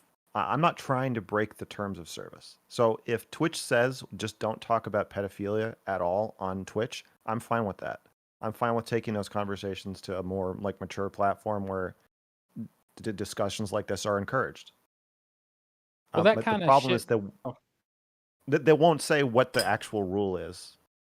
Yeah, sorry, go ahead. No, I didn't want to interrupt you. My bad. Are you done? Yes. Okay. So that kind of shifts over to Destiny's situation. I think it's more of a narrative right?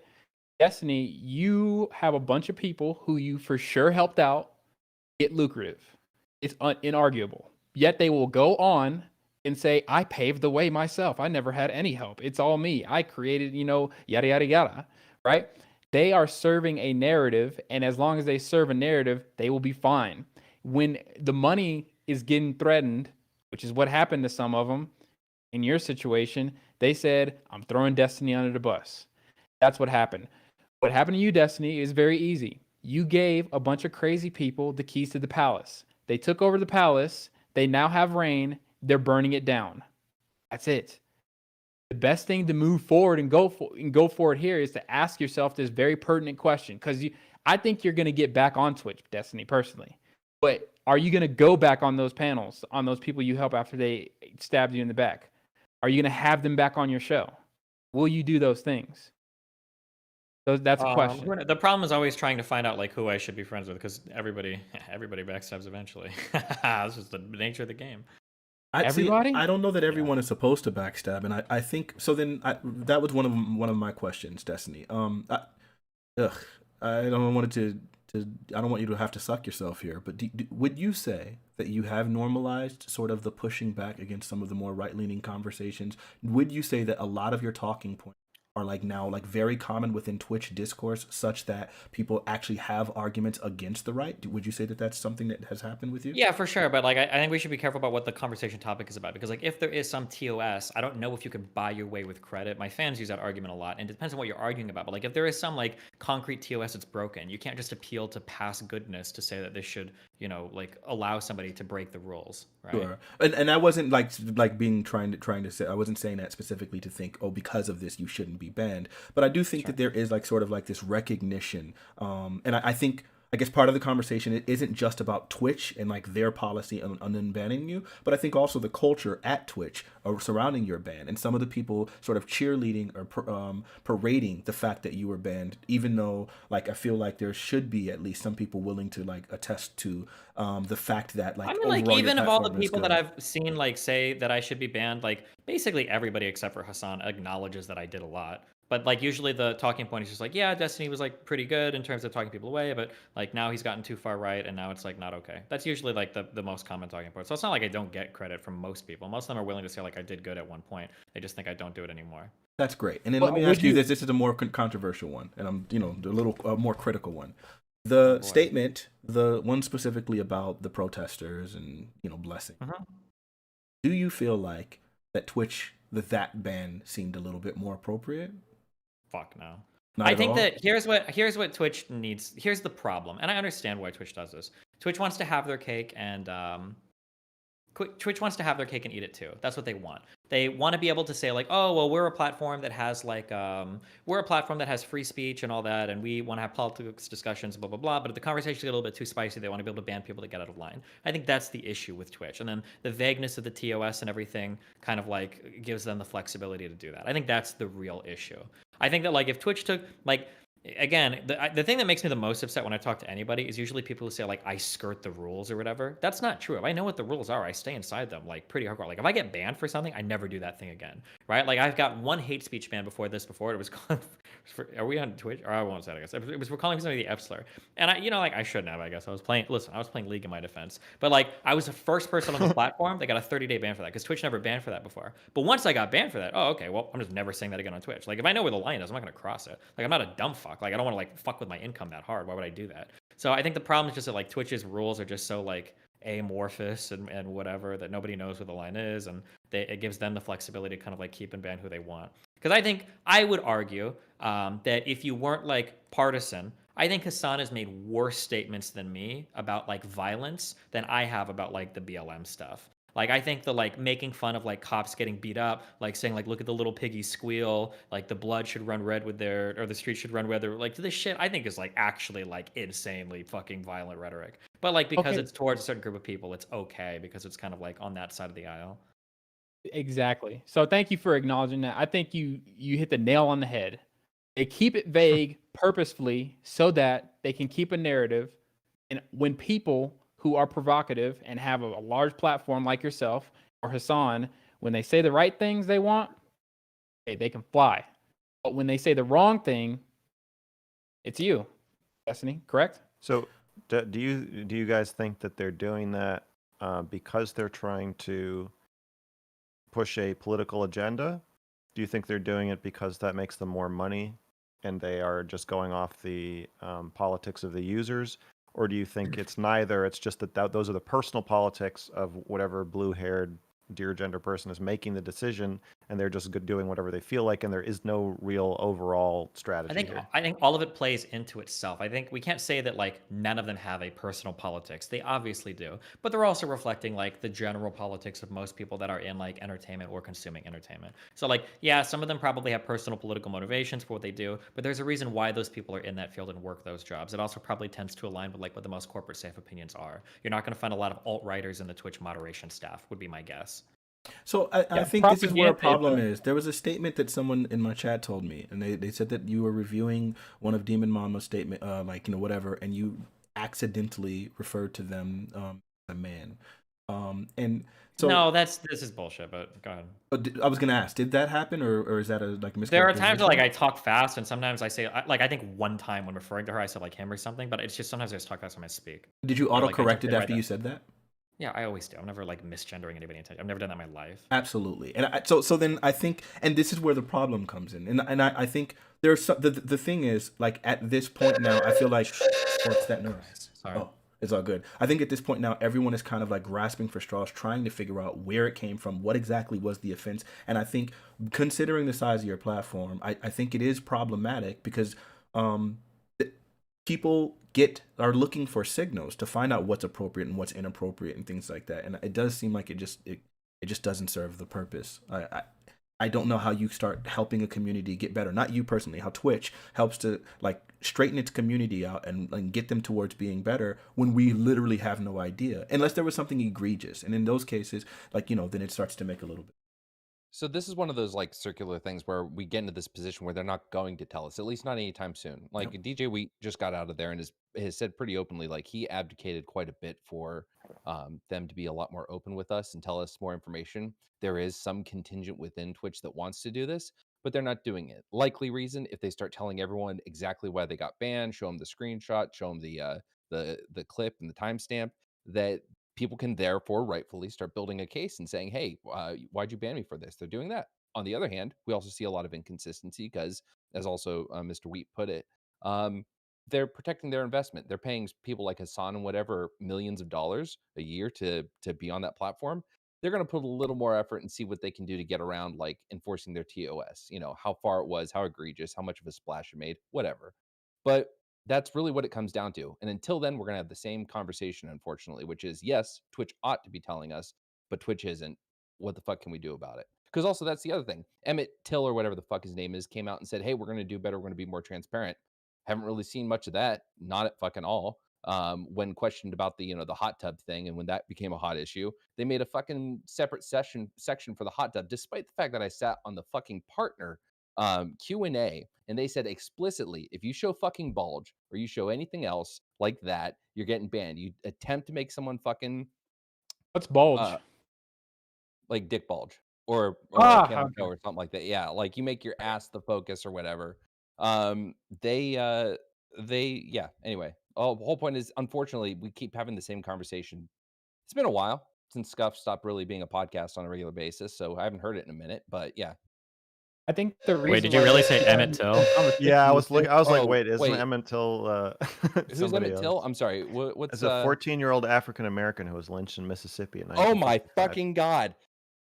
I meant Smith or what's? No, that's a football player. Fuck. I'm sorry. I can't remember the Twitch. Never mind. I'm done. Well, I think the reason why you guys. Okay, keep I might having have this conversation over and to. I don't over know if there's again- like actually a fire in my apartment. I might have to leave. It's the Just space. keep going. Just let you know. But I got it. So Don't let me ask die. you this, Destiny. Do you think they're okay? Because I know that you said it was reaching far back when we were talking about the Lauren Southern and the Great Replacement takes and all that stuff. And I know that she's your friend, so you can feel free to like go ahead and not answer this, or be as charitable as you would like. Do you feel like there is any argument to the idea that she in some way supported and helped oh to my spread? fucking god. It's all good. Supported and helped to spread the idea of the Great Replacement. Would you say that that's true at all? Based on what I saw of like her It's okay. videos, Talk to the alarm. We can hear Dude, you. Go okay. wherever Hey, if your talk house to is her. on fire. based on like what are the chances it's a real fire, right? Based on what I saw of her videos and everything, it seems like it, but like if I was gonna make that claim, I'd probably have to go back and like rewatch shit and everything because I think she'd probably argue against that because she claims that she didn't push it as hard. But I mean, like I felt like her and other people were kind of like in charge of pushing those types of ideas. Yeah. Yeah. I feel worried about Is you. there room behind you always at red? Like, Destiny, I think please check though. Honestly, just like for good reason. Please, like Just go check it out. Stick your head out the window. 2 as soon as minutes. you see 2 any minutes, smoke. please. Just check to see if there's no actual fire. I would feel a lot better. Please, 2 minutes. Just go check. I think if I had to, I looked tie out. There's no toge- smoke. Okay. I think if I had to try and tie together what's happening to both Destiny and Lauren, it's simply. Okay, this. wait. Okay. I love Just you go guys. check I'm it gonna out, go. man. Well, I mean, like, I have to go back. Just check it out. You know? Hold on Don't one kill second. Lauren and use it as an excuse to leave. He might. Well, I think if if I had to tie together why you keep guys having this conversation, Lycan, and to tie together what's happening to Destiny and Lauren, right? Either saying something bad that the left community doesn't like, or saying something that the right is pressuring you to say. It's pretty much just that you guys are submitting to peer pressure. I think there is a very easy if you were to just resort to a more tactical mindset and say, hey, I can use something like what we do on the Crucible, which is malicious compliance, which is I'm not just going to say stupid stuff. I'm going to think about what I say. You guys call us debate bros sometime, and I'm perfectly fine with that. I actually do write down logically my positions and try and see them to the end. And I'm not trying to say you guys don't write anything down, but for the most part, I feel like you guys you shoot yourself in the foot by saying stupid stuff just because it's popular at the time and because the crowds that you're associated with, now you say it just to say rah rah to your base, and that's what gets you caught up. So Yeah. So to talk about first of all, debate bro is more of a mindset. It's not necessarily how good or bad your arguments are. It's more the the way you engage, like the whole debate me shit online and stuff like that. We're all debate bros here. But to your point specifically, when it comes to Twitch, Destiny's like the worst or best example of someone that goes in and just says whatever the fuck he wants. He's going to say it the way he wants. He's going to be inflammatory. He's not doing it for show, unfortunately. It's his personality. And that's what gets him caught up. Like, there aren't a lot of people getting banned in the Twitch politics space for just giving their takes. It's unfortunately, he's a lightning rod with the way he gives his takes. And because of that, we end up in this situation. That's really what it comes down to. The Then I trans have to go- athlete take doesn't sound like it was given in a Oh, I'm sorry. provocative Yeah. way. Yeah, that's the other That- thing though, is that like he didn't give, if you look at the trans athletes take, if you look at all these discussions, he's not giving some transphobic thing. Let's first calculate the fact that he has a huge history of advocating for trans rights. A well-recorded Yeah, but that's history. the definition of transphobia is constantly changing and expanding. Well, it is, but So the idea what that what he might would have push been back on advocacy, something- what might have been advocacy in 2014 is now bigotry. No, you're not wrong. But like even there's recent as well. Like within this year, he has had I'm sorry, I want to say end of last year. Rob Noor is one of the bigger conservative creators, and at Destiny got him to take a more reasonable stance on trans rights. To be fair to Rob, he says that he always maintained those positions and I didn't move him, just to be clear about it. Okay.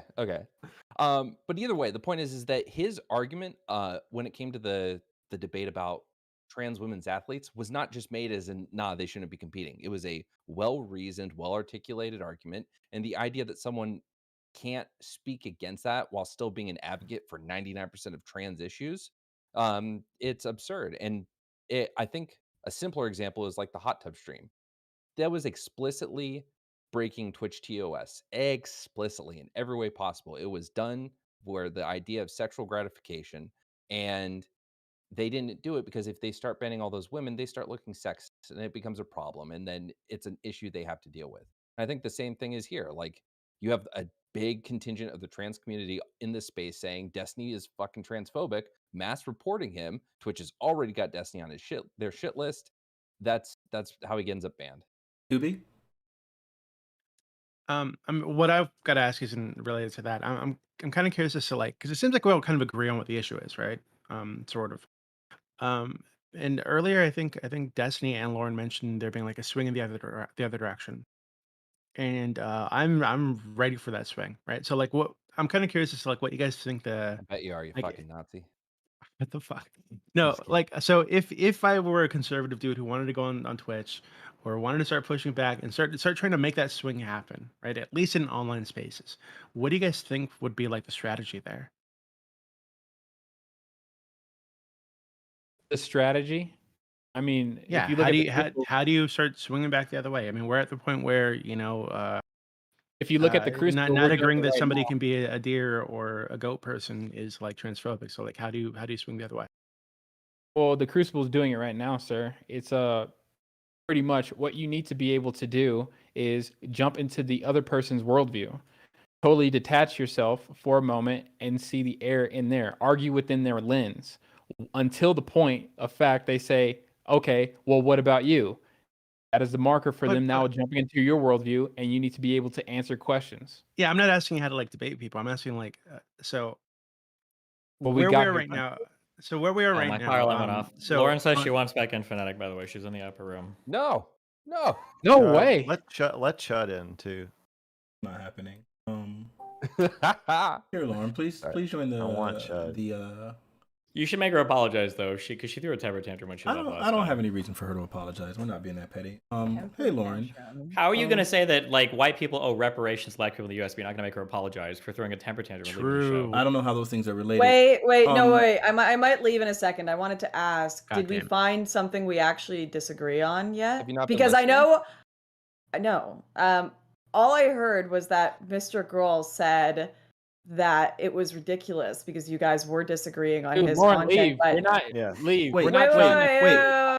wait. That Hold was on, Pedro. I ridiculous. got it. okay, all I right, got all it. right. I got it. Lauren. You guys were trying to find something. You were like, do you disagree? Do you think I've been banned? Did you find something? Is there a back and forth Well, now? we did have a Wait, big back hold and on. forth on normalizing Lauren, I think pedophilia. it's absolutely crazy to me that you came in this space and then kind of ranted about the fact that we were grasping for straws for a disagreement, and now you're coming back to the space and literally asking the question, hey, is there a disagreement that's worth talking about? Like, you're literally projecting as hard as I freaking know how. There were plenty of disagreements, and I intended for the conversation to go there, but like literally, I don't think you can turn off your debate bro brain. Like there's not that many So, people in the panel. You could have taken your time, and we would have gotten there. No, but that's True. not how it's like. Have you ever what? You're supposed to organize before a show happens. People that generally disagree with each other have two different stances. They get together and debate them. Or you have people that have a set conversation that come in and discuss the set conversation. This one was just all over the I place, got you. man. Next time you have a panel, you can run I it that don't. way. But I haven't ran my panel that way. It would have been fine if you would have actually just turned off debate bro brain for a little bit and actually been part of it instead of just being rude in that way. But if you want to be part of the conversation, we can Dude. do so. One of the things that I wanted to get at was it's boring specifically as hell one of because the there was things no- one of the things that I wanted to Anyways. get at was specifically about your ban and about your cancellation and how it related to maybe the pushing of the idea about the great replacement. There were going to be some disagreements there. I would imagine that you would disagree Okay, with so that. are- Pedro okay, also are was there- going to go there, but hold on. But instead of us being able to get there, you've just jumped the gun and tried to force the conversation in a way. You can relax a little bit and we can actually engage in a conversation if it's something that you're capable of doing. But it's not going to be I in was trying to debate find the brain. vibe, and you were trying to hardcore. Please, You were Destiny, being don't. pretty- You don't got to do that here. It's okay. We're here. We're here now. Listen, Let's have that. okay. Destiny, don't. Destiny agrees with me. This is like it was just boring as fuck. Okay, Okay, man. I There's got 6 you. people talking. All right, it was That's- boring as fuck. Sure, I There's get 6 you. people If it- talking. vibe. Like it's just You all need to right. feel the vibe. If you You're just not. can't handle boring, because it doesn't need to be heated in order for us to discuss. No, like, it's the not idea even of about really it being pushed it. heated. You can have calm conversations that are interesting. You know that, right?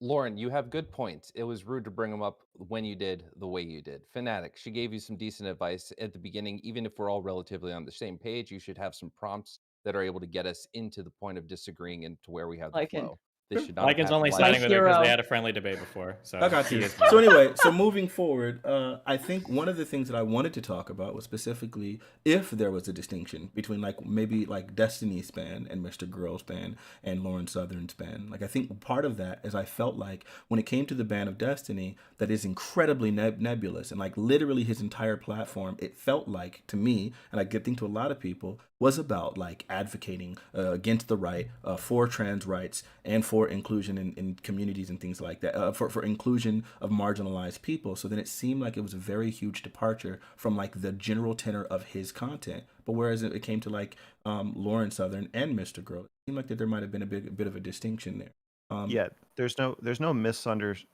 I would say there's a misunderstanding with me where people think I am advocating for child abuse or lowering the age of consent, or they think other people are going to think that and it's not worth it to let me stay. I don't think there's a misunderstanding with Destiny's position. I think that if he got banned for saying trans women shouldn't participate in sports on women's teams, which it sounds likely he did get banned for saying that, they are intentionally, correctly choosing to ban him based on what he actually thinks. And that is different. And to me, that signifies there's a lot of talk about like the pendulum swinging the other way, just kind of generally. But I feel like it's specifically trans rights advocacy, or at least that's what I'm pretty focused on in this conversation about Destiny. That the definition of transphobic has now moved again, and now Yeah, but I think we all agree with this, right? Yeah. Oh no! Yeah, but oh no! I guess Okay, let's get so motherfucker. We agree with it, but the question let's is, get into the what are we hairier gonna topics. what are we gonna do about it?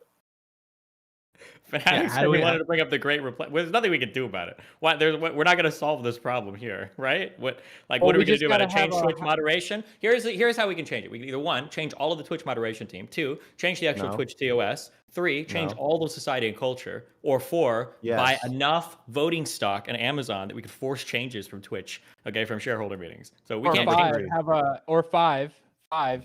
position 5, have a smarter position than the great replacement, or a smarter position than just saying outright trans people should do whatever. No, I right? think that's a fine. You that's can a you smart can position. use tact. You can actually engage your brain to make the person who's promoting the thing that's obviously stupid, right, in a way on their face, make it say themselves and look stupid. Do you That okay? way, Okay, hold on.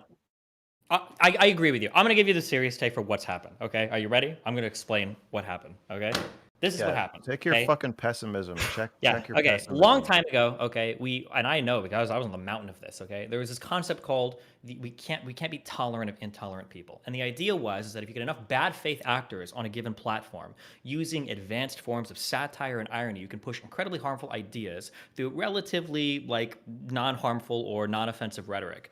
And that's something that you had to like be mindful of. I think that it was okay to be mindful of that. And I think it was okay to call it out. But I think what happened was people on the right or alt-right or the kind of just like trolly people on 4chan were so good at taking like innocuous phrases and statements and weaponizing these in ways that people on the left's brain fucking exploded, that you started to get into a world where you could create mottos like, it's okay to be white, and people will be frothing at the fucking mouth when they hear that, like, ah! And then eventually you're in a world where people on the left are like thinking that like every single time they fucking see like a particular thing, they have to destroy it because it's literally Nazism, right? You've got like pictures of people making the okay sign, people like, that's a fucking Nazi, and people are calling it out fucking everywhere. And when you take that combination of every single piece of satire or humor must be the most evil thing possible, and then you combine it with that philosophy of like, well, we can't be tolerant of intolerant people, you create a culture where naturally the progression is going to be, we have to come down with the ban hammer on anything that could seem intolerant.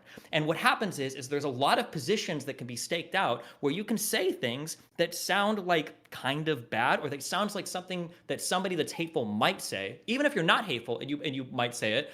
And all of these things all of a sudden become impossible to have as part of the normal discourse. So the statement, trans women and cis women shouldn't compete with each other, could be said by a reasonable person, but it could also be said by an incredibly transphobic person. And anything that could be said by a transphobic person must become banned. And that's the conundrum that we find ourselves in today, where any joke or any like satire or any statement that seems like it could come from a racist person becomes racist, regardless of whether or not it is racist or if the person uttering it is racist. That's the issue that we have.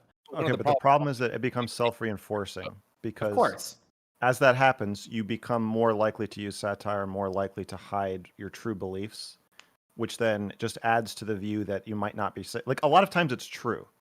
There's Yeah, but another who thing, cares? right? I think that's the issue. Because what happens is you end up ceding so much. We lost Pepe. We don't have Pepe anymore. He belongs to the Yeah. fucking Nazis now. Hitler got him from the grave, right? The issue is you end up ceding so much ground that you all of a sudden, like, you have to screech and ree against every fucking innocuous statement. And now, like, a fucking 55-year-old mom that's like, I support the cops, has become a fascist fucking Nazi, right? You can't cede that much ground. You end up Well, it looking sounds like insane, it- and well, then it like you end sounds up like- losing like everything in society. Jesus It Christ! sounds Now when like I you're fucking when I agreeing- open fucking Harry Potter and the Sorcerer's Stone, I feel like I'm reading fucking Mein Kampf. Like, it's gotten insane that like so Okay, much ground well, has been ceded to like the so then- insane people in the lab. Well, it sounds like you're agreeing that you need to be able to more accurately verbalize your opinions in a No. manner that actual people can hear. No, that's So- the problem. yeah. Actual people can hear what you're saying. Can I but give the you? thing Can is I you give in- you? Can I? Yeah, go Can I for give it. you an example? Can I give you an example? And it's in the room right now. Lauren, do you think it was smart to actually at one time hold the position of the Great Replacement theory? Do you think that was smart? Did you know it Boy, wasn't controversial when I talked about it? And thank you. Wait, It's wait. When you say controversial. smart, you you didn't have think to- about you it. have to- You just hooked onto it because your side of the base was saying, "Hey, that's the thing. Let's sell it." Right? Destiny. Wait. Oh, whoa. I don't Destiny. think you know what you're Pedro. I don't think you know what you're talking about. What side of my Did side you- of the base we're talking Okay, about? the okay, I Great think Replacement Lauren's and a good idea. obscure Wait, wait, Lauren's a Mr. good Girl, let her example. talk. Let her talk, Mr. Girl. in Let her finish. 2015. Yeah, I want who that one more on time? the right we're talking about the Great Replacement in early weren't? 2016, 2015. Who? You said I latched onto it because it was some big right-wing thing that I just decided to jump onto. So Richard didn't exist back then? Did Richard Spencer talk about the Great Replacement? Yes, he did. When? Are you serious? It's a- Since he was when? on the internet, ma'am. I mean, Hey, really quick. Well, actually, If- wait. did Do you anybody know? on the entire kill stream cast, right? Did they talk about their Great Replacement? Not hold it, but were they talking about it? The Great 2017, Replacement. I the have No, Great were they talking answer your about it. own question? Yes or Yeah. no? Were they talking about it? The Right? Great Replacement was an extremely obscure. All right, so we're not delusional. We're not delusional. Wait, People hold were on, talking hold on, about it, Pedro. and you jumped on the wagon. Pedro, you're let not. her, What? let her respond, and then Lauren, please answer the question that he asked. No, I didn't hear anyone talk about the Great Replacement when I spoke about it. I found it from an obscure French author named Renaud Camus. It was certainly not being discussed in right-wing circles, and it wasn't controversial at the time because it was just this obscure socially left-leaning author that had made this theory that I found and decided to make it the title of my video. It hadn't gotten the notoriety it has today because it wasn't in that Shooter's Manifesto yet. So I don't think you know what you're talking about when you bring this up, Pedro. I just don't. I can prove it right now. Hey, Destiny, when you debated Nick Fuentes, James Alsup, any of these characters, right, that you've met on the kill stream, Vince James, were they talking about the Great Replacement? I think so. When was Lauren's first video? When was Lauren's video titled? The Oh Great my Replacement? gosh. Okay, you know what? Wait, Okay, yeah, wait, Pedro. He's answering the question. Chill, Wait, hold on. You can please. wait, hold on. Wait, let me finish. No, let me I said that to finish, okay? Pedro. Go ahead, Destiny. Thank you, brother. Okay, listen. Brother. Okay? If you're going to accuse me of shit, okay? I don't know when her first video was published, right? So her contention right now is that people weren't talking about it when she was. Now, we all know that a lot of people on the right have talked about it. I know. I've heard Stefan Molyneux talk about it. I've heard Richard Spencer talk about it. I've heard like other people allude to it, if not using those exact words. We've heard Tucker Carlson talk about it on fucking Fox News. The question is, though, did Lauren bring it up first? Was she the progenitor of this idea? Or was it something that everybody was talking about and she latched onto it? I don't know the answer to Like that. I don't know the timeline. Schrodinger's No, progenitor. not- If you want to not the accuse first me of one. causing a shooting, then I was the one who literally invented the theory. But if you want to win in this debate, then I So, took hold on, a I can bandwagon answer- position on He it. wasn't Because the the question, first well, yeah, one. because like you bring up like the kill stream, for instance. Like I don't know if the kill stream was existing in 2016, 2017. I don't right? think it like, did. Yeah. Yeah. So I just don't know the timelines. That's I important. don't. But think if you Pedro have the knows timelines, the get details. it. Sir, Fuck all Lauren I- up all I'm hard. saying Go is- get the timelines and figure it out. Wait, So wait, I wanna- I've got I the wanna- answer to wait, this. hold on. Lauren published a video in July of 2017. It's in the Okay. New Yorker Idol. I just posted there. Nice. It It was- was cited. I want to Okay, respond so to really Destiny. quick, I It just was wanna July know- 2016. I want to I respond just to want to know. Destiny. I just want to know. We know she wasn't the one that arbitrated it into the arena. I totally agree. but she espoused No, wait. She's the saying idea, correct? She's saying she might have been one of the first people that did it, right? Perfect. One of the first, Mm-hmm. along the lines of the front guard, but she didn't come up with the idea, correct? No, it was Renaud Camus' theory. My video on it was citing his theory. What is your point here? Thank What? you. I don't. My point is, you did something stupid and did not verbalize a point in a way. You said great replacement theory, and Wait. like Destiny pointed out in his long-winded speech, people take terms and then internalize them into whether, oh, they said that he's a Nazi. Oh, they said this. They're a blue-head lefty. Right? You need to be able to use that mind of yours, write down what your positions are, and verbalize it in a manner that is palpable and won't elicit that response. Did you watch my great replacement video? No, Well, you've deleted it now, so I don't know. Wait. No. Pedro, did you watch my great replacement video? no, man. What is he But saying? guess what? I Saying saw no, you ma'am. with the interview with Did Stephen you Molyneux say on that news channel, no, ma'am? and yet- Did you say no? He did. I believe he did say no. Yes. Why the fuck are you commenting about whether I did something stupid or not when you haven't even watched the video? He was asking you if you espoused the great replacement. Because you got banned. Wait, if you got hold banned, on, it must have Mister. been That's not how stupid. that goes. You He was wait, asking wait, you. I don't He think was you ever got banned asking for the you. great replacement video, though, right? I never got banned for anything related to the great replacement stuff. Like, I literally think Pedro Oh, you is got talking canceled. out of his ass. I don't think my he knows point- anything He about my was video. asking He you hasn't watched the it. He knows question- nothing about the timeline. I got you. The My question. point The is that question. he's Hold on, reverse Mr. Girl. The engineering question that he was his- asking you. The question that he was asking you was whether or not you espoused the grace replacement. And I get that, like you're saying, well, it wasn't controversial at the time, but it's incredibly controversial now. And so then I think if you were one of the people that was like espousing that view and helping to spread that view, not just on your very first video called The Great Replacement, but also like in other previous videos, I think it was like with Rebel Media or something like that, then I think that at that point, then maybe there might be some sort of responsibility towards Listen, the... Wait, Fanatic. hold on, let me finish my statement. You're the moderator. What happened to you not being a I panelist? got you. So... Lauren, I'd like Don't let her to. Lauren, sidetrack hold you, on, Fanatic. hold Keep on. going, keep going. hold on. Yeah, you're right. So there might Go. be some sort of connection with regards to the idea of the Great Replacement and whether or not that started to color some of the left's opinion of you and led towards some of the energy towards like your cancellation and things like that. Do you think that any of that is true? I think this is an interesting subject, if we can try to morph this into an interesting subject, in that when I was talking about these things, because the right had such a grasp on the internet at the time, it wasn't controversial. The Great Replacement was not associated with any sort of violence. It wasn't like this massively, oh my gosh, what has she done thing. Most of the videos I did, you had Ethan Klein, who has a show with Hassan now, that was sharing videos of mine using my content. You know, you had, what's that? Anthony Fantano with anti-SJW channels. I was just kind of like the, you know, a bit more right wing than the mainstream at that point. So when we see a tip to the right, we're going to see a very interesting thing happen where you're going to have people retroactively canceled for things that were perfectly normal to say today, 5 years from now, perhaps. So when you tell me, Pedro, oh, you did something stupid, Lauren, that's really easy to say now that the entire internet has been taken over by a bunch of psychotic lefties. And yeah, you know, the Great Replacement is very, very right wing compared to now. But guess what? 5 years ago, it wasn't that crazy. Do you believe in the Great Replacement now, or do you think it was problem? Do you think that That doesn't matter. That's hold like on, asking me if I'm a hold on. pedophile. I don't It care if doesn't you matter. think it matters, Mr. Girl. I'm asking a question. Yeah, let him ask his question. Lauren, I don't care about. I don't care about your It opinion. matters. I don't It's care. his show, Mr. I Girl. I Let don't him care talk. about your opinion with that. I'm asking her a hell. question.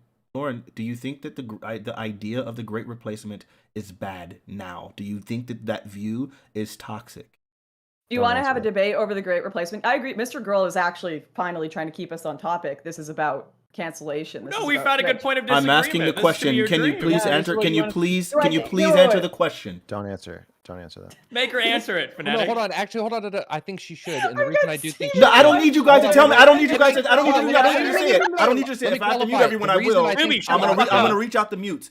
I don't need you guys to tell me why she needs to. I'm asking her to answer the question. Let her do it, please. Do you think that the Great Replacement is a bad view now?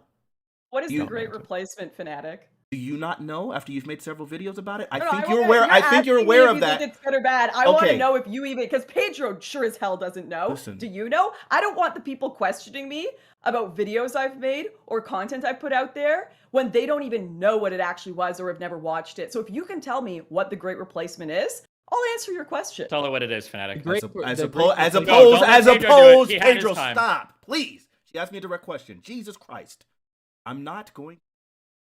Notion that simply because I'm not going to lay out what the Great Replacement is, that some sort of way absolves you from answering the question. It's a question directly asked to you, No, and if you you're, don't if know you're, what it is. if I I'm not don't, going to answer a question you don't even understand yourself Okay. because it's going to mean something different to you. Because if you have in your head a definition of the Great Replacement that isn't real or is associated to something else, and I answer yes, no, my answer doesn't matter if you don't know what the hell you're asking. Okay. So Okay, then I would like at to this resp- point, I would at like to this respond to point, at Destiny. this point, I'm gonna move. I'm gonna go ahead and recuse myself back from the conversation. 'Cause you don't know what it At this is. point, I'm going to recuse myself from the conversation. Afterwards, when we're done with this panel, I will gladly get into the open panel that You we're have gonna be no idea what it is. after we're done. I'm gonna mute you, Lauren, if you can't be civil here. After we're done with this panel, what I'm going to do is what I'm going to do, and listen, Mr. Girl, I'll never invite you again. What I'm going to do is I'm going to I'm recuse never myself going from the back. conversation. That's I got fine. you. That's great, and I'm glad. So what I will do is I will move forward, and I will gladly That's a explain. blood I will oath, gladly. motherfucker. I got you, bro. Let Stop. Fanatic finish, guys. Stop.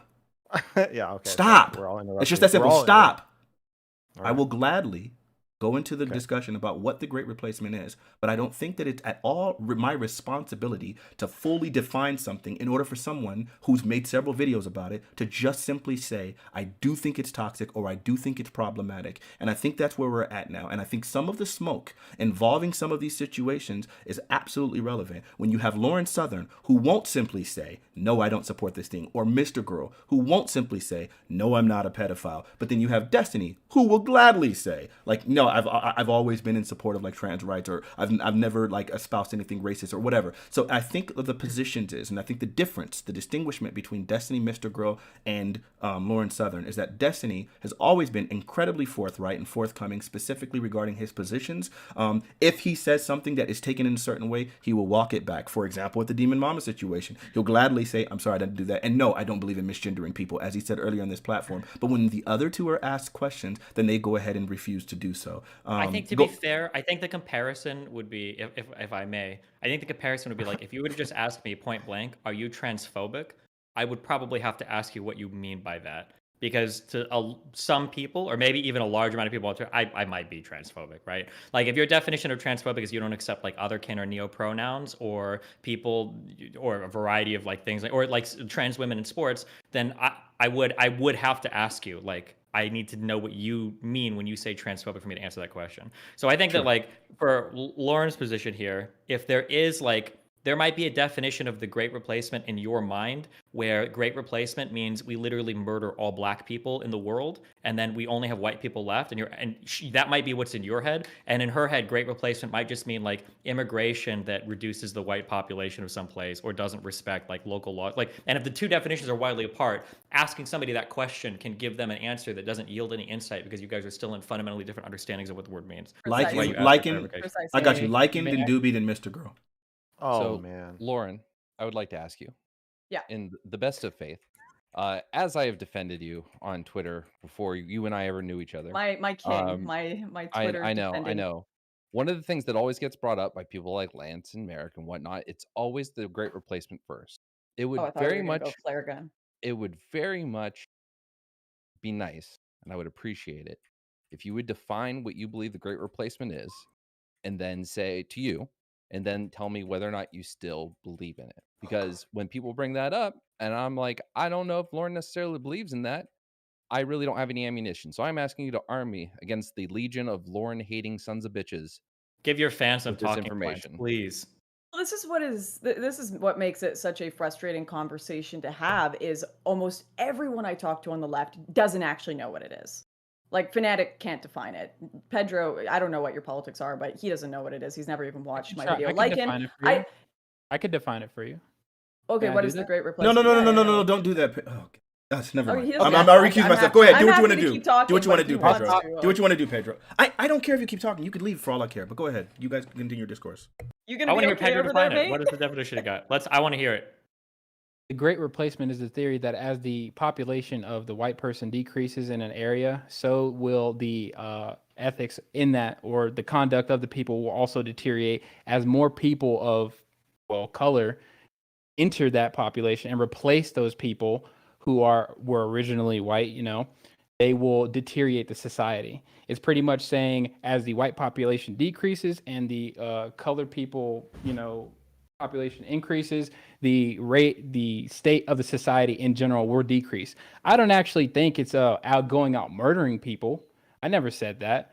I don't think that of you, Lauren. I don't think you espouse violence. What I said originally was that you say things that are not well spelled out.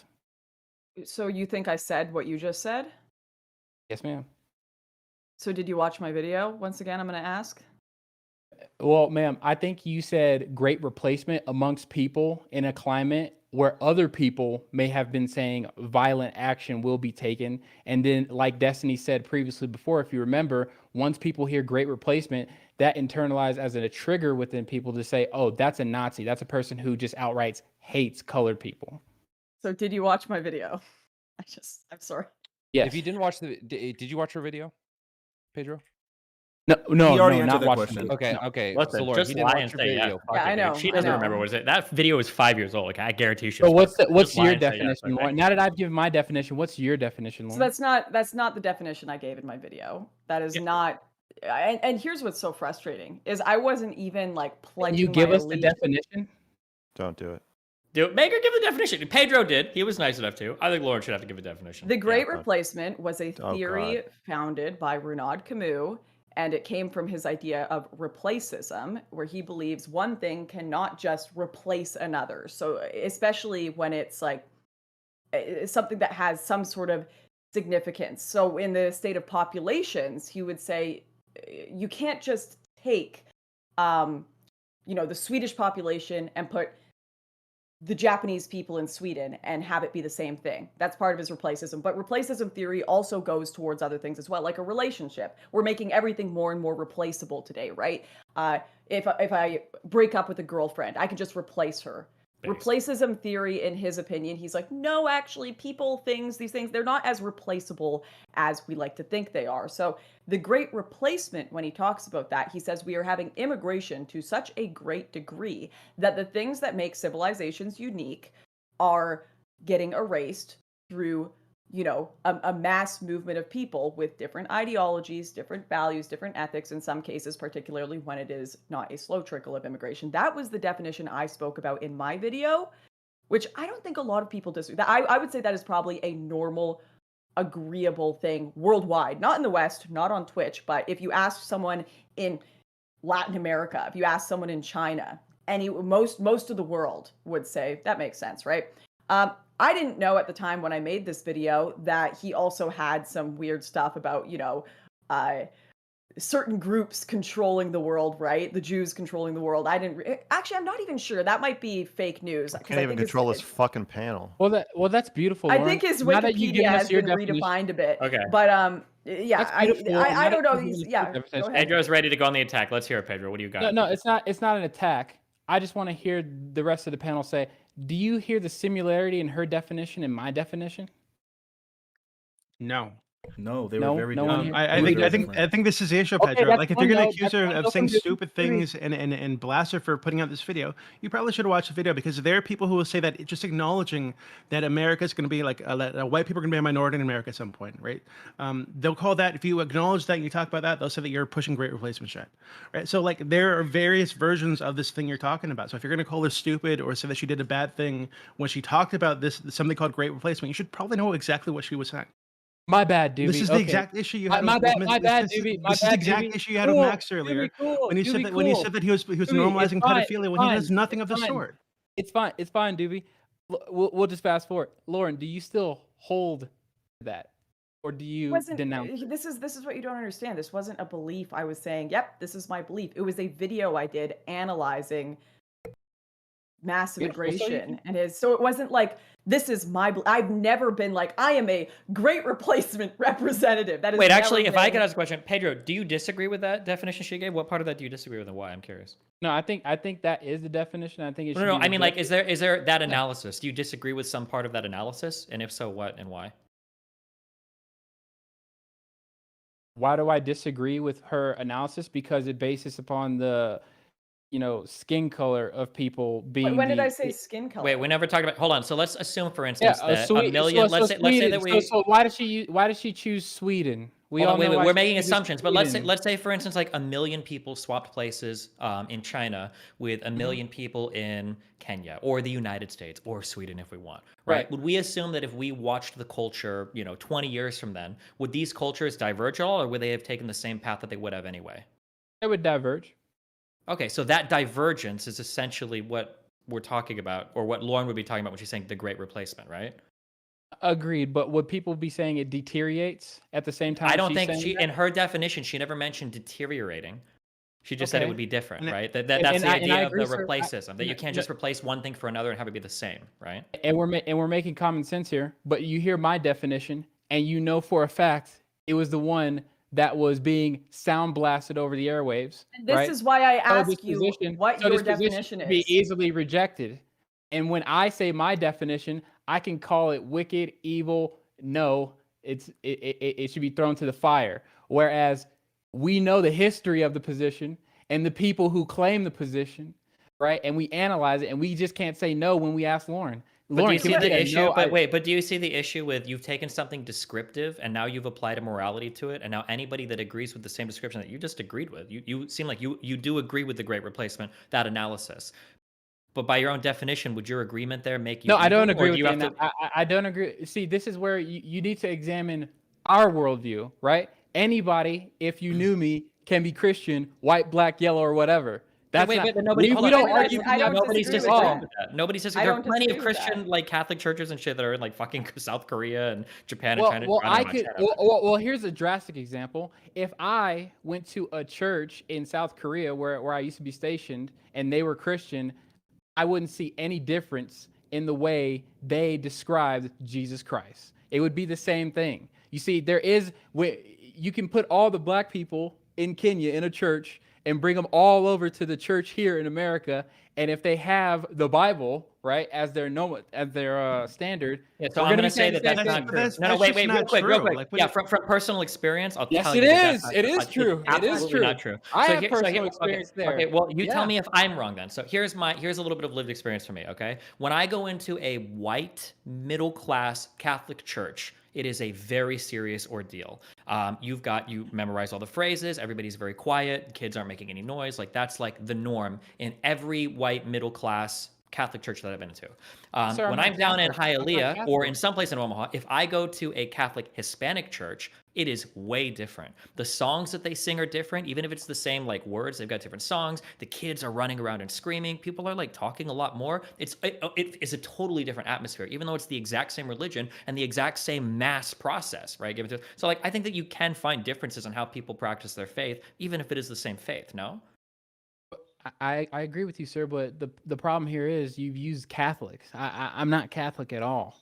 And Okay, when we we don't talk need to about use- if you talk to a Catholic and you talk to me, a Christian, about what the sufficiency of Christ's sacrifice is, you get totally different answers, and therefore they are promoting a totally different Jesus. See, you just took two Pedro, there are different Christian cultures. militias in Africa that burn witches at the stake, right? The culture that the religion is being expressed in or practiced in is going to inform Yes, how that there the are religion is radical practiced. people who go Right? into So it doesn't make sect and sense that you can just positions take a million that don't even Christians from one part of the exist. I world know. and put them in any We other know part of the world. They're going to history. be the same fucking way. We Like know that's history. We're getting away from the point. then what do you? All So right, you how about disagree with this? what you said How about earlier, this? then? How about this? The definition that I propose, we can all agree that a lot of people were actually saying. Lauren, can you denounce my definition at least? I'm not And going to say denounce that's- shit for you. I'm not going to let you just ask me random denounce stuff and anything. put Can't random get us things all and that just forever. denounce it. Okay, hold I- on. All right. Go ahead, I- let her finish. and I got an want to interjection. respond. Mr. I Girl, want to I respond got to you. what Destiny Let said. her finish, and then I'm gonna interject. Pedro, do you denounce kicking puppies? Do you denounce? Yes. Like, I'm not gonna Yes. do Okay. that. Okay, wait. Yes. Like, it's So not. I I denounce. got you, Lauren Yes. Southern. Lauren, you don't have to, but I think it's really interesting because specifically you asked, you told both of us. You said for me to define it, and you said for Pedro to define it, and then you And would neither go. of you have And watched my hold video on. or could You define you it. said if you can please not interrupt me. You said for Pedro to define it, and then you said for me to define it, and you said if we did so, then you would answer the question on whether or not you agreed with it. So Pedro gave you his exact definition as you asked him to do, and now he's asking you to keep your end of the bargain, which was to denounce his definition. So now that he's given his definition and what his view of what that is, can you denounce it, or are you going to renege on what you said you would do earlier? So his definition is that if you bring other people to countries that and replace them, it makes it worse. No, I denounce that. I think it makes it different, right? I think people have different cultures. I don't think people have like, you are a worse people because you're different than the West. I think people are just different, right? And we need to acknowledge those differences in cultures. Thank you for doing I'm that. not like a Thank you know, supremacist here and there. I know everyone thinks that. I never but called you a supremacist. See, that's that's what we're all- asking you to you do. don't get it. Can I please? Go ahead, can I Mr. please? Girl. You can finally go in. Okay. I'll let you. Thank you. Here's my solution to this. The final one. It's the final solution. Thank you. I was I'm gonna. so I was sorry. thinking of saying it. I'm glad you did it for me. Go ahead. Biting bullets. So in this conversation, somebody says, "Pedro, I know you think I'm a supremacist." Lauren says, and Pedro says, "Well, I never said that. I didn't say that." And Pedro says to Lauren, you said that if we get a bunch of black people in the United States and replace a bunch of white people, then there's going to be crime. And Lauren says, "Wow, what? When did I say that? When did I say that?" And the reason that these interactions are happening fucking endlessly, and it's happening to Destiny too, where it's saying, "Destiny, you're a Nazi, you hate trans people," and he's like, "Well, I didn't say I hate trans people. I just said this thing about sports." Nobody knows what anybody means because political correctness and dog whistling are two sides of the same coin. When you do more of one, you get more of the other. So the more you are unwilling to just bite the bullet and say, "Yeah, I said that. Yes, this is what I mean. This is exactly what I believe," then the more other people have to be careful to avoid being associated with what you're saying. And this is what I'm being accused of too. I'm being accused of dog whistling. Nobody's saying like I actually said that we should rape children. They're saying, "Well, because of the thing you said about cuties, I can extrapolate. You probably think this because you probably think this because you probably think this." We've gotten ourselves into a situation where the only way anybody will trust you is if you say blatantly racist, incredibly offensive things, because frankly, most of us would rather listen to a racist person than a liar, because at least we know you mean what you're saying. But then if you So- do genuinely have nuanced opinions on things, people just assume you're lying. Yes, you have exactly. to be an extreme unless you're Yeah, so when otherwise you're lying. so like when I was Necessarily. I was interviewing a pedophile last week, and every time I asked him a question, I'd say, do you think pedophilia is a sexual disorder?" And he would say, "Well, I think that one way to look at it is you blah blah blah blah blah blah," and he would just go on and on, going on in circles and circles and circles. And I kept saying, like, "Dude, every time you give an answer that's longer than 10 seconds, people think you're just saying that you are going to fuck kids or that you want to fuck kids."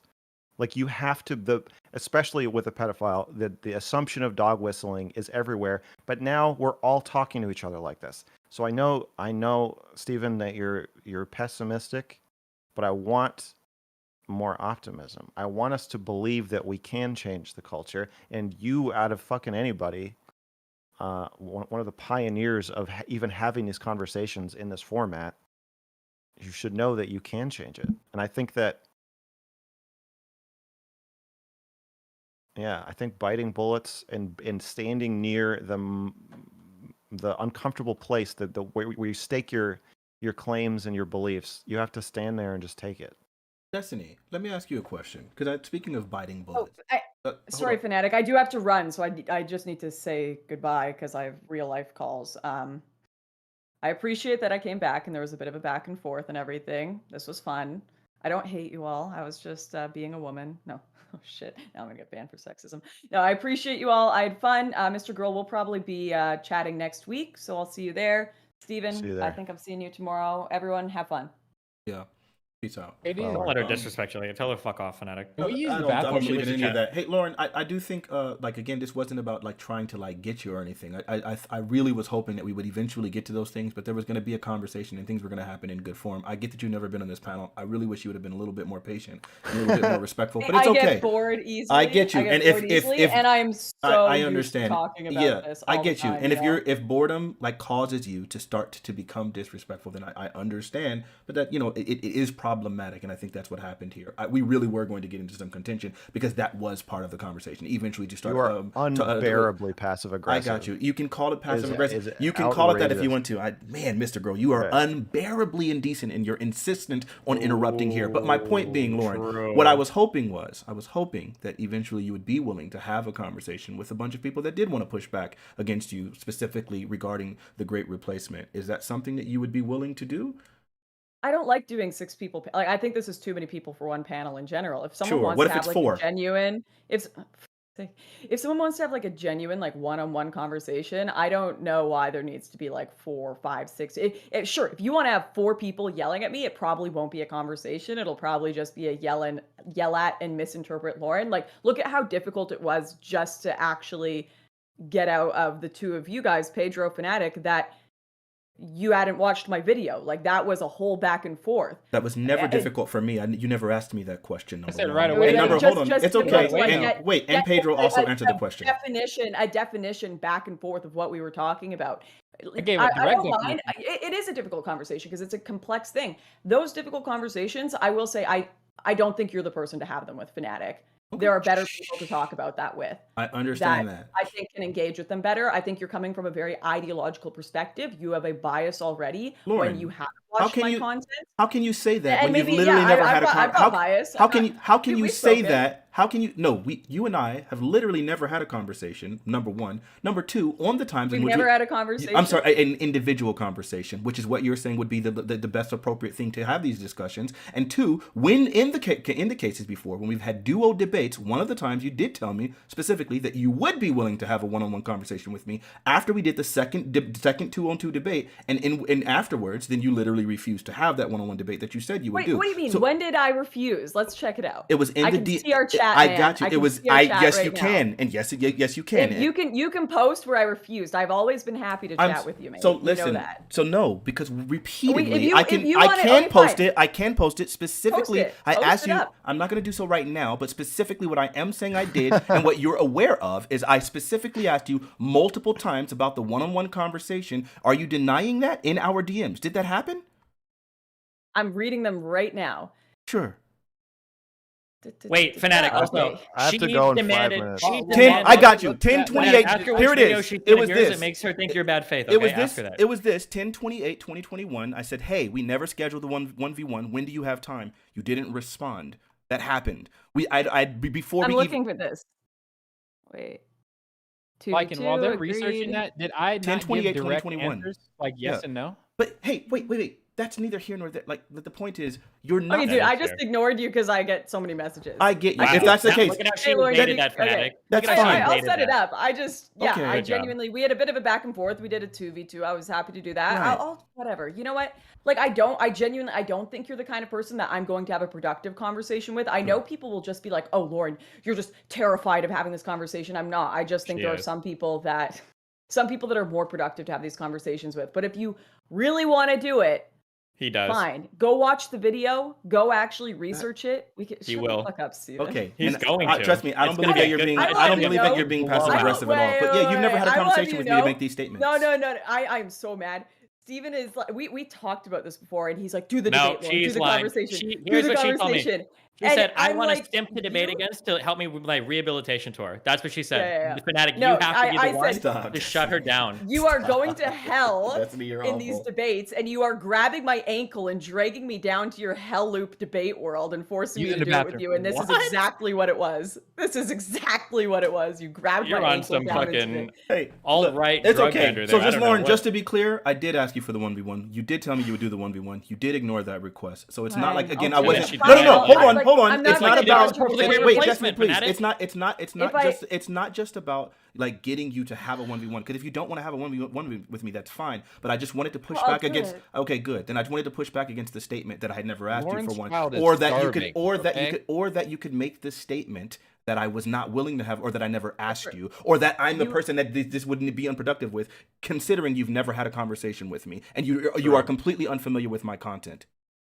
I promise you Absolutely it will based. be unproductive. Okay. It I might just, not I be. can I can tell by the way we're talking Unprotected? right now. Sure. Unproductive. Secondly, I think it's going to be really good. I Fanatiq. never rejected Stop or listening. denied a debate with you. I ghosted you because I was bored of your Oh, messages. That's not Wow. rejection at all. Wow. I will do this conversation with you. Let's set it up.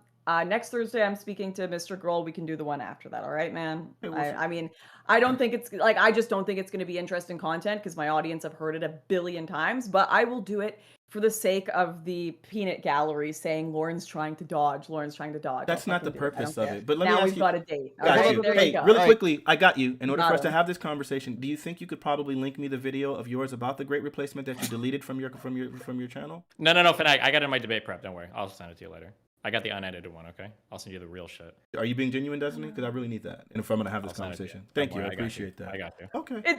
Like, no, this is like Xander Hall. He's like, I want to debate you on this thing that I haven't even read yet. And then we like agree to the debate and he reads it and he's like, oh, actually, I didn't really disagree with much of that. So we'll Oh see. no, Okay, we'll Fanatiq see if that's the disagrees. case. He's being We'll see if humble, that's but the he's case. done. We've talked a lot about this behind the scenes. He's ready for this one. But okay, don't you have to leave?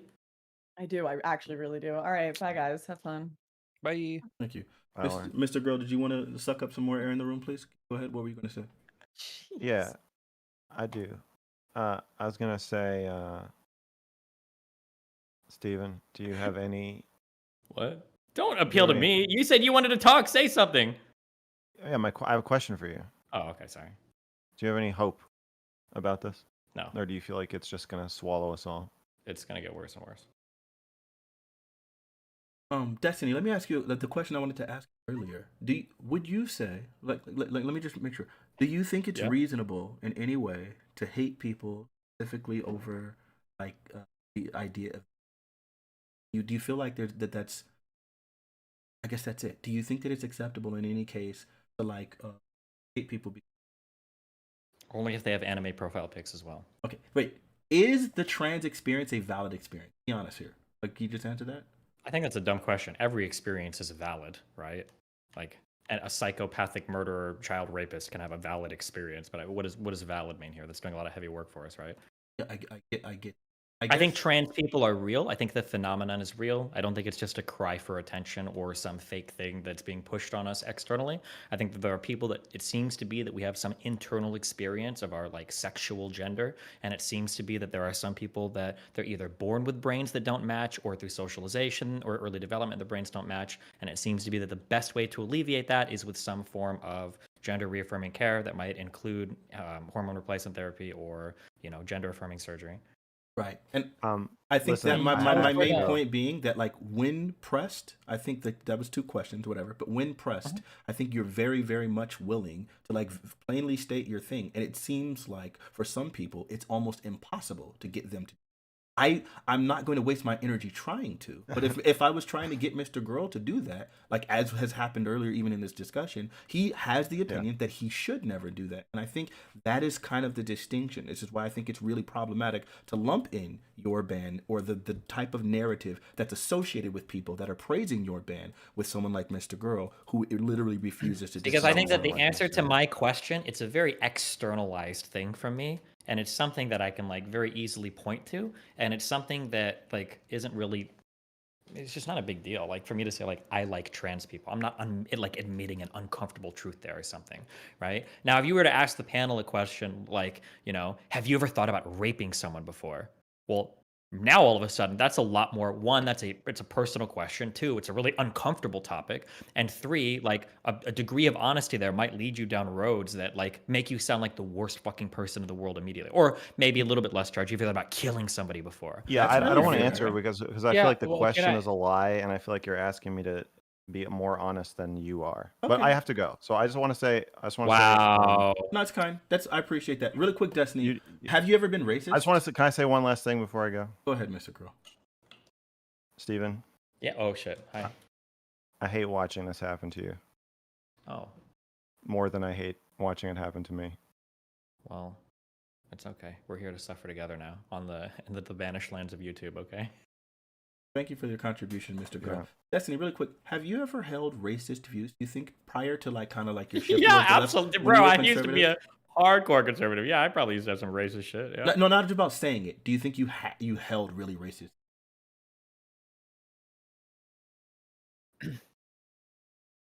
Okay, you know what? Honestly, no, I don't think so. I think that I had a unique upbringing. Actually, no, I don't think it was that unique. I think that some of the boomers failed and that they did a really good job at like teaching things that were correct by like the word that they were saying, the words that they were saying, but they weren't very good at conveying the kind of like the underlying hatred. I don't know if that makes any sense. So, like for instance, I grew up with a lot of Catholic stuff being taught to me, and that messaging, if you grow up like really Christian and you truly have like a good education related to scripture and the teachings of Jesus, it's pretty hard to come away from that like racist or hateful. You're just not going to find that very much in the gospel. Maybe if you go to the Old Testament in some specific books, you can get some, but you have to like cherry pick that. So I think my parents did a pretty good job at giving me like those loving messages, and even if they ended up being kind of like anti-immigrant or pick yourself up by your bootstraps, that was a little bit more implicit, and they did a bad job at transferring that to me. So like the most racist stuff I would have ever, believed in growing up was that like black people are where they are in the United States because they're lazy. They don't work hard enough. That would be like the type of racism that I would have had. But it would have never been, I don't even know if I'd call that racism. It was just stupid. But I would have never been of the belief that like black people are naturally inferior to white people or some other race. Sure. I would have never believed that. I love that, and that's the last thing I'm gonna say. I promise I'll let you guys get back into the conversation real quickly before we end. But what I would say is, I think in almost all of these cases, there is a transparency, and now I don't know if you want to disagree with this or not. There is a transparency, it seems like, when it comes to you answering questions. It really seems crazy to me that we have to pretend as if like all three of you guys are the same, or most people are the same when it comes to these political topics. Like, Yeah, I cannot get those same answers understand. from Lauren Southern the way I would with you, even though I'm doing the exact same thing and asking these questions to you that I would to I her. understand what you're saying. Something that, and I have to remind my audience of this too, is that like I am a very inhuman person. I like arguing the same shit over and over and over again. It's fun for me. I truly enjoy the chaos. And Lauren the doesn't? agony and everything. No, I think that most people don't like to be questioned on the same stuff over and over again because I think it's exhausting. It can get like, you can start to feel like drained in a negative way. You can start to feel attacked all the time. I like that. If I can jump into a panel of 5 people all calling me the F word and like crazy shit, that's fun for me. I'll do that for 8 hours. I have done that for 8 hours. It's super fun. But for a lot of people, that experience gets exhausting and they start to get distrustful of everybody. MrGirl might be feeling it a little bit now that he's more online. I'm sure Lauren feels it because she's been online for fucking 6 years or whatever. But like when you feel like every time you go to a panel, somebody's like, what do you think about the Great Replacement? Like, they're not asking you what you think about the Great Replacement. They're getting you prepped for having like a 10-hour conversation about racism where half the shit they're going to accuse you of is probably stuff you haven't even really said before. And the whole conversation is going to be like getting them back on track for that kind of stuff. Now, if somebody confronts me on that, why are you transphobic? That's fun for me. I delight in people trying to hold me to shit I haven't said before because it's enjoyable for me. I like doing that. I'll go back and forth on that all fucking day. But for a lot of people, it's exhausting. Emotionally, it feels bad to do that over and over again. Sure. And I think one of the big problems is if someone starts making the assumption that they know my intentions and then using that in order to evade questions when I'm literally asking it in good faith. And I think all But this people time will do that, right? I get you. Some people that's the normal can. human experience, right? When I deal with, if we're talking about like hooking up or like girls, right? When I approach a girl, I'm not going to assume that she knows that like I'm a respectful guy that wouldn't rape her or do anything weird. I'm going to approach her like, yeah, I understand like the experiences that exist in dating, and I'm going to approach you knowing how many experiences you've had with guys and how that goes, and I'm going to work within that paradigm. You can't just assume that they're going to immediately think of you in the best faith way possible. You have to assume that they've got some set of collective experiences relating to people like you. I don't mean that in like a black way, but like interlocutors asking them about the Great Replacement, and that you probably need to approach in that way. This is one of the big criticisms I've had. If you looked at MrGirl's conversation with Lauren, where he tried to get into these things with her, if you're going to have that type of conversation with somebody, you have to do a lot of work in building a rapport with them so that they trust you and believe you. Kind of like what a therapist would do. They have to think that like when this person pops this question on me, they're not just trying to get me, but they really want to know the answer, because immediately they're going to be distrustful of everybody approaching these topics. I feel that. Anyone else? You guys got say whatever you guys want. Yeah, I think kind of the way this was demonstrated here was it seemed to me like, Pedro, when you brought up the Great Replacement with Lauren, or you brought up the I mean, you straight out said that you think MrGirl might be grooming people on Discord or whatever. So when you come from like that mindset, right? So you're coming at them with these kind of like assumptions about their character and about what they do and about what they've said in the past, but you haven't really done any of the legwork to demonstrate to them that you know anything about what they said, right? And then I think you're going to make them very defensive. You're going to make them think that you're just trying to get a gotcha, right? So yeah, just in the future, I would say that be less accusatory when you make the first when you bring up the first topic. Yeah, can I respond to that? Sure. So when I started my whole position here, wasn't I trying to say moving forward what we should do is verbalize our positions better and not allow dissident whatever position you on, right or left, be the promoting factor for how we are going to be viewed in the public eye. Rather, we make a message that is palpable and makes sense to everybody and is definitely distinct from those people. Did I not say that at the beginning? You Did did you or say did you that, not but I hear that? think the Wait, wait, problem wait. is I need that from Doobie because you didn't accuse me, Destiny. Thank Yeah, you. you You did. didn't accuse me I of would that. accuse you. He just Yeah. did. He just Okay, did. sure. Yeah, you did say that. Okay, thank you. So, Okay. do you see how if I started the conversation that way, and then we're on a panel where we're supposed to identify what got us banned, and then I go into the scenario that might have got Lauren banned, and the scenario that might have got Destiny banned, or the scenario that might have gotten Max banned. Do you think that's still disingenuous, even though I made that statement at the beginning? Yeah, but accusing them, or I don't know if I'd say accusing them, implying that they didn't lay out their positions correctly or fully, right? And this might be what led to them being banned. When you haven't actually looked at the video for Lauren in Lauren's case, or I watched wasn't Mr. Girl's. trying to, but I wasn't trying to make it about the video, right? I was I just think the issue saying for this what is I that like just said.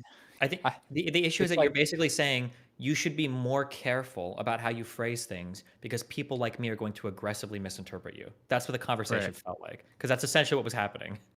okay. Yeah, and Well, if that's that's the basically case what happened, happened I to guess Destiny, right? I guess I did a bad thing where I also wasn't able to implement some of the advice that you guys said, and I should have, in a more distinct and direct manner, said, "Hey, this is not attacking upon you. This is not attack upon you. This is review of history and actual planning for how do we attack the war in the future." My bad. I didn't do that well. Wow, awesome. All Wait, right. Like, I no, got I hold you. on. I'm gonna push harder on that. No, I think that the problem is it feels like you're part of the culture that bandwagons onto certain claims that you haven't validated, and then you push the same kind of prescriptive message that these people should be banned, or these same moral claims that these people are bad people, without fully understanding their positions. I think that's what came up in the few times when you were like giving hyper specific examples. So it was twice. It had to do with the MrGirl pedophile stuff, and it had to do with the Lawrence and the Great Replacement stuff, where it seemed like you were keen to accept kind of the mainstream idea that either MrGirl was a pedophile or Lawrence Southern wanted black people killed or whatever, without fully understanding those ideas. And then anytime you presented your thoughts on them, it felt like you had fully bought into that. So then it felt like you were kind of like part of that society that was doing that. I think that was the issue that was coming up. Right. And I'm just trying to say right now, the mainstream idea, right, is a very uneducated one, right? It's the Fox News or the CNN guy who that's the people who watch that every day. They're going to hear what you say and then they snap and say what you said in in the beginning that I agreed with, which is that's a Nazi now or that's a blue-haired leftist. You're out, right? What I want to ask Lycan really quick. Lycan, I was accused of it took a long time to draw out definitions or direct yeses or nos or answers from me. Did you feel that? I'm going to be really honest. That was a segment of the conversation that I was just kind of like not super there for. I think that because I've heard that conversation with her a lot, so it wasn't anything rude to you guys. It's just I've heard that so many times, so I kind of knew how it was going. We kind of had a similar moment when we talked. Mr. Girl and her had a similar moment, so it was just yeah. Anyway, the long story short is you weren't not engaging with her, but you both started getting really combative very quickly. And as soon as Did that she happened, it was a question for a question, question for a question, and that's when it went like ping pong. I'm right? sorry And it took 20 minutes to didn't get. she come in the room wanting a serious disagreement? I think it Well, goes beyond Or that. Though. am I gaslit right now? Is that No, not what it, she came in saying? There's What a did we okay, so I agree? get what you're saying. There's a difference between a serious disagreement and what that kind of conversation was, or at least with the way that she took it, which is hearing that often. And because of that, it's kind of like Steven. Like, if you look at his Twitter behavior, he kind of has Wrong. a leg to sit on. Don't or even to start. stand Don't make on. that comparison. You don't We think don't so? want to go there right now. Okay.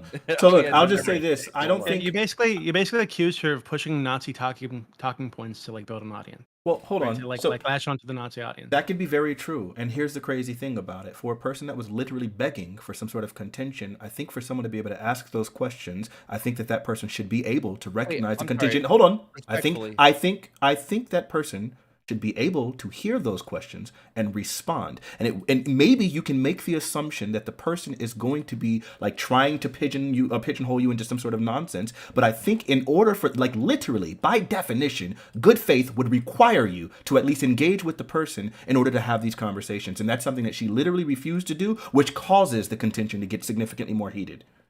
Lycan? Like Destiny. Lycan? Destiny, really, Lycan was responding. I just wanted to make the correction that, respectfully, what she was arguing for was Obama. I don't know. I don't know what you're. Okay. Anyways, go ahead. I don't Pedro. even know you, and I fucking Yeah, I need to ask Destiny. Do you remember our confrontation? Me and you had a quick window, like it was like only 4 minutes maybe. Uh-huh. Do you remember how I engaged with you and I gave direct responses to every question you asked? There was no like side gate. It was very specific. You remember that at least? Not to say you No, remember what the did we content, but engage you about remember me again? being direct with you when you were asking questions about the Bible. Oh yeah, I guess sure. So, do you feel like I separated from that, Pedro, at all in this conversation? Was I ever snaky, trying to weasel around, trying to get gotchas, or was I just going for the heart of the matter? Well, so something that happened earlier, I think, was I think you tried to push her on the Great Replacement. I don't think you had anything to do with the Great Replacement was. I think that Wait, happened. And I He think gave a that when definition that- of what the Great Replacement was. He after gave we one. looked it up and read it off. Oh, right? okay. Let me ask that, Pedro. Yeah. When you were having when you gave your opinion of the Great Replacement, did you look at? Be honest, please, for the love of God. You're a Christian. Did you look Yes. it up during this? Okay, so I can't be No, held. it's no. I'm saying yes, I'm a Christian. No, my hands were right here. I think I was either smoking my cigar or whatever. I was looking right at you. While I was aggravated at the conversation, I was still engaged in listening. So you never Googled in any capacity the Great Replacement or anything like that? No. Wait, Okay. then why didn't you just answer when she right asked here what with you. Wait, when Okay. she asked me what Yes, it was, on the why didn't you cross. just answer immediately? Hold on, I Destiny. did. Well, That's what we he did didn't. do. No, we. That's what I did. didn't. Did I I didn't. Destiny. I don't know if you trust me or not, or if you think I'm a liar. I 100%. lying to me. I no, Damn. nigga, just chill. I'm not accusing you of You anything. can't call Holy me that fuck. if I can't call you that. Don't do that to me, okay? But I don't Bro, remember. I'm not stop. accusing you of lying. I I'm got not you. accusing gave you the Let me card, finish my Destiny. statement so you can understand. Okay. Hold on. Okay, yeah, What go I'm ahead, go ahead. saying is, I didn't look that up at all, and basically the thing that Pedro gave, I had an understanding of what that was. It wasn't that I hope you don't genuinely believe that my reasoning for not wanting to state what the Great Replacement was because I didn't know it. It was because I obviously felt like she was dodging the question because I'm asking her a direct question about something that she's done extensive videos about and she won't respond. Now, I get that she can try to say, well, no, I just think maybe that you have some caricature of what the Great Replacement is that I don't want to denounce. I can get that. Maybe that's a possibility. But given the But fact that's exactly that what she said, I right? get you, and I get that. And I feel like, as opposed to that, what it was is that she was just trying to dodge answering the question, as exemplified by the fact that immediately afterwards, when Pedro then answered and gave a definition, she then tried to move the goalpost to something else, to which I texted Pedro and was like, hey, you gave your definition, now have her to answer it. And she still was trying to weasel around it until I finally stopped everyone else from interjecting and said, hey, you said if he did it, that you would answer it, and then she finally did happened that. at that point. Yeah, for sure. I agree with that. So she had been you were asking dodging about the you entire attention. time, and that's where the problem I don't know if is. she's been dodging the entire time, but I know that when you asked the second time, after you'd given the definition, it took her a little bit to come around to it. That's true. That absolutely did. You had to ask her a couple times and then restate it, and then she answered yeah. Right, and so Well, I felt I'll like she say was this- dodging, and that's the reason why. It wasn't about me not Sure, wanting, that not is knowing true, what and it I was. understand that, but I'm just telling you from as a human speaking to a human, right? These people are incredibly defensive. MrGirl's suggestion was to not answer at all, probably because he feels similarly about pedophile questions, that these are almost always asked in the form of gotchas.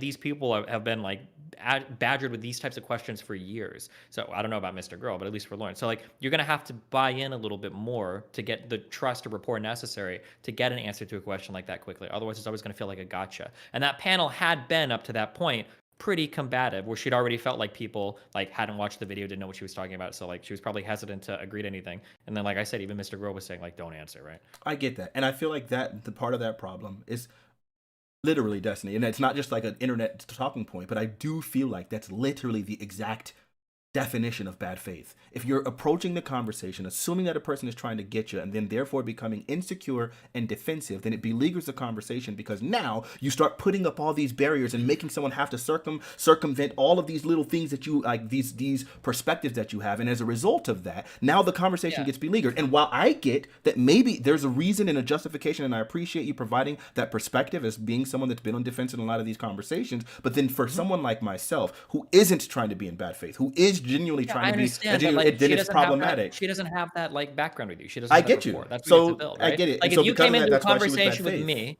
okay, if you came into a conversation with me, I'm such a bad example because I don't care, because I like to fight. But like, let's say that I was a little bit more human, okay, and you asked me, Destiny, isn't it true that you thought about murdering a preteen before?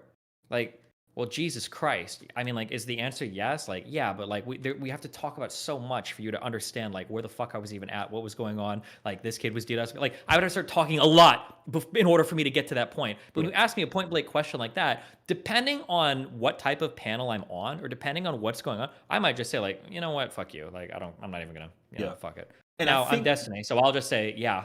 And my only regret is that I didn't. Okay. Sure. But most people are going to be pretty reticent. Is that a word? reticent. Yeah, whatever. Reluctant, sure. They're not going to want to engage with that question because they're going to feel like they're not about to have a real conversation. They're about to get led down like personal attacks. I believe that, and I've done everything in my power. I've done everything in my power to specifically craft an environment in which the conversations are going to be good faith, and literally it's supposed to be about like literal conversations and not debate, bro, not hot takes, not gotchas, all of those things, and it seems impossible. I understand what you're saying. I understand what you're saying. Human to human, okay? Listen, this isn't even a debate thing, okay? This is just a people thing, okay? Therapists do the same. You cannot bring a person into therapy on day one and be like, okay, I think you were raped as a 2-year-old. Can you talk to me about that? And then you can't say like, hold on, I spent all this time, I built this room out, I've talked to people, I've had so much therapy, right? With a therapist, when you get a patient on day one, you're going through your incredibly stock standard conversation. It might be weeks or months or even maybe years before you can build the rapport up to the point where you can really dig into those things. Yeah. Whether or not you've built the environment is irrelevant. The thing is do you have that one-on-one rapport with that person to start digging into those types of things? I think I've built a lot of environments in my stream for pretty good faith conversations for people to come on, but I know that when I bring somebody on for the first time, I can't just hammer into the hard questions. That's going to be a back and forth that I have to build trust with over time, and I think everybody has to do that. Okay, moving forward, here's something that I do plan on doing. I do plan on having more pre-production conversations, and so people can truly get a grasp and an understanding of what exactly it was. I tried to do that with you. If you remember, over and over, I kept saying, hey, I need to talk to you. I need you to understand what this conversation, I need you to get, like, that was my goal. And it is my goal typically when I'm like booking people. Most people can say I've had previous conversations where I've explained to them what my intent is, what the goal is, and that's my fault again that I didn't have this conversation with Lauren Southern. She's incredibly dodgy, so it was really hard for me to do that, and like literally I wasn't the one that booked her. I do have these conversations specifically with the purpose so that people can get an understanding of what the goal is, and I didn't have that with her, and maybe that's why she was being a little bit more feckless and a little bit more defensive. It does like make the conversations a little bit more difficult. So it's not about me just like trying to frame her as some bad actor necessarily. I am taking in what you're saying, that because of just the nature of what online discourse is, and like her not knowing me, then that made her be incredibly defensive, and so then that made the conversation really hard. I got you. I got you. I was just going to take my time going to it just because of the fact that the last time I like insisted on you talking, you decided to mean. But go ahead. What did you have to say? So it might be just not the temple that you've built, but that one interaction. You ask her the question, and instead of her answering it, she asks you the question. Why didn't you answer the question? Because up to that point, every opportunity, like multiple times, she had already been bad faith in the conversation. So then it made me feel like she was being dodgy. Okay, 100%. So then there's a good chance that in her asking you that question and you refusing to answer it, she reacted the same. So that might be in the future. I hate this meta conversation because it's good. You're basically saying she was bad faith. You reacted to her bad faith, and then that allowed her to be bad faith. It's like no. No. Hold on. See, if you're good faith and you give some deference to Destiny's argument, there's a good chance she just asked it because like fuck this again. What is your definition? Because I've had this conversation. Sure, I get that. I get that. So I understand that. Like the next time someone does that, maybe if you have the answer, I'm not saying you didn't. I'm just saying if you have the answer, maybe read that as a moment. Then here's my answer. Now let's continue the conversation. I Or got you. even like the way that these conversations you drift into the questions is incredibly important too. If I were to ask you a question about like I can't even think of an example, but if I were to ask you a very pointed Racial question dating. that seemed sure. If I ask you a very pointed question about like interracial dating, like let's say that we're doing a panel or whatever, like there's two ways I could approach this. I could be like, okay, so I want to talk about some really complicated topics today. Okay, now Fanatiq, I think, said that he doesn't think that black people should date white women. Fanatiq, do you want to like talk about like that, or maybe that wasn't exactly, but like, what is your opinion on like interracial dating? I think the first thing you would say to me is you would go, no, okay, no, you would say, motherfucker, tell me, like, what do you think I've said about interracial dating before? That's what you would say, right? But No. if instead, if I would have opened that conversation, if I would have instead been like, okay, I want to talk about some difficult questions relating to like dating. Fanatiq, what is your position on interracial dating? I know a lot of people said so, but what do you tell us what you think your position is? If I open up like that, where the floor is very neutral, and then I give you the opportunity to present the idea first, now you're bringing it in a non-tainted way, instead of somebody else being like, Fanatiq, you hate white women? Boom, tell us why. And then you're like, okay, now you're already having to play catch up coming from behind, and you're already going to feel like you're fighting before you even got the definition out there. I think that a subtle little difference like that makes a huge difference in how the conversation goes going forward. You know? I hear that. First off, I would say 100% of the time, no, what I would,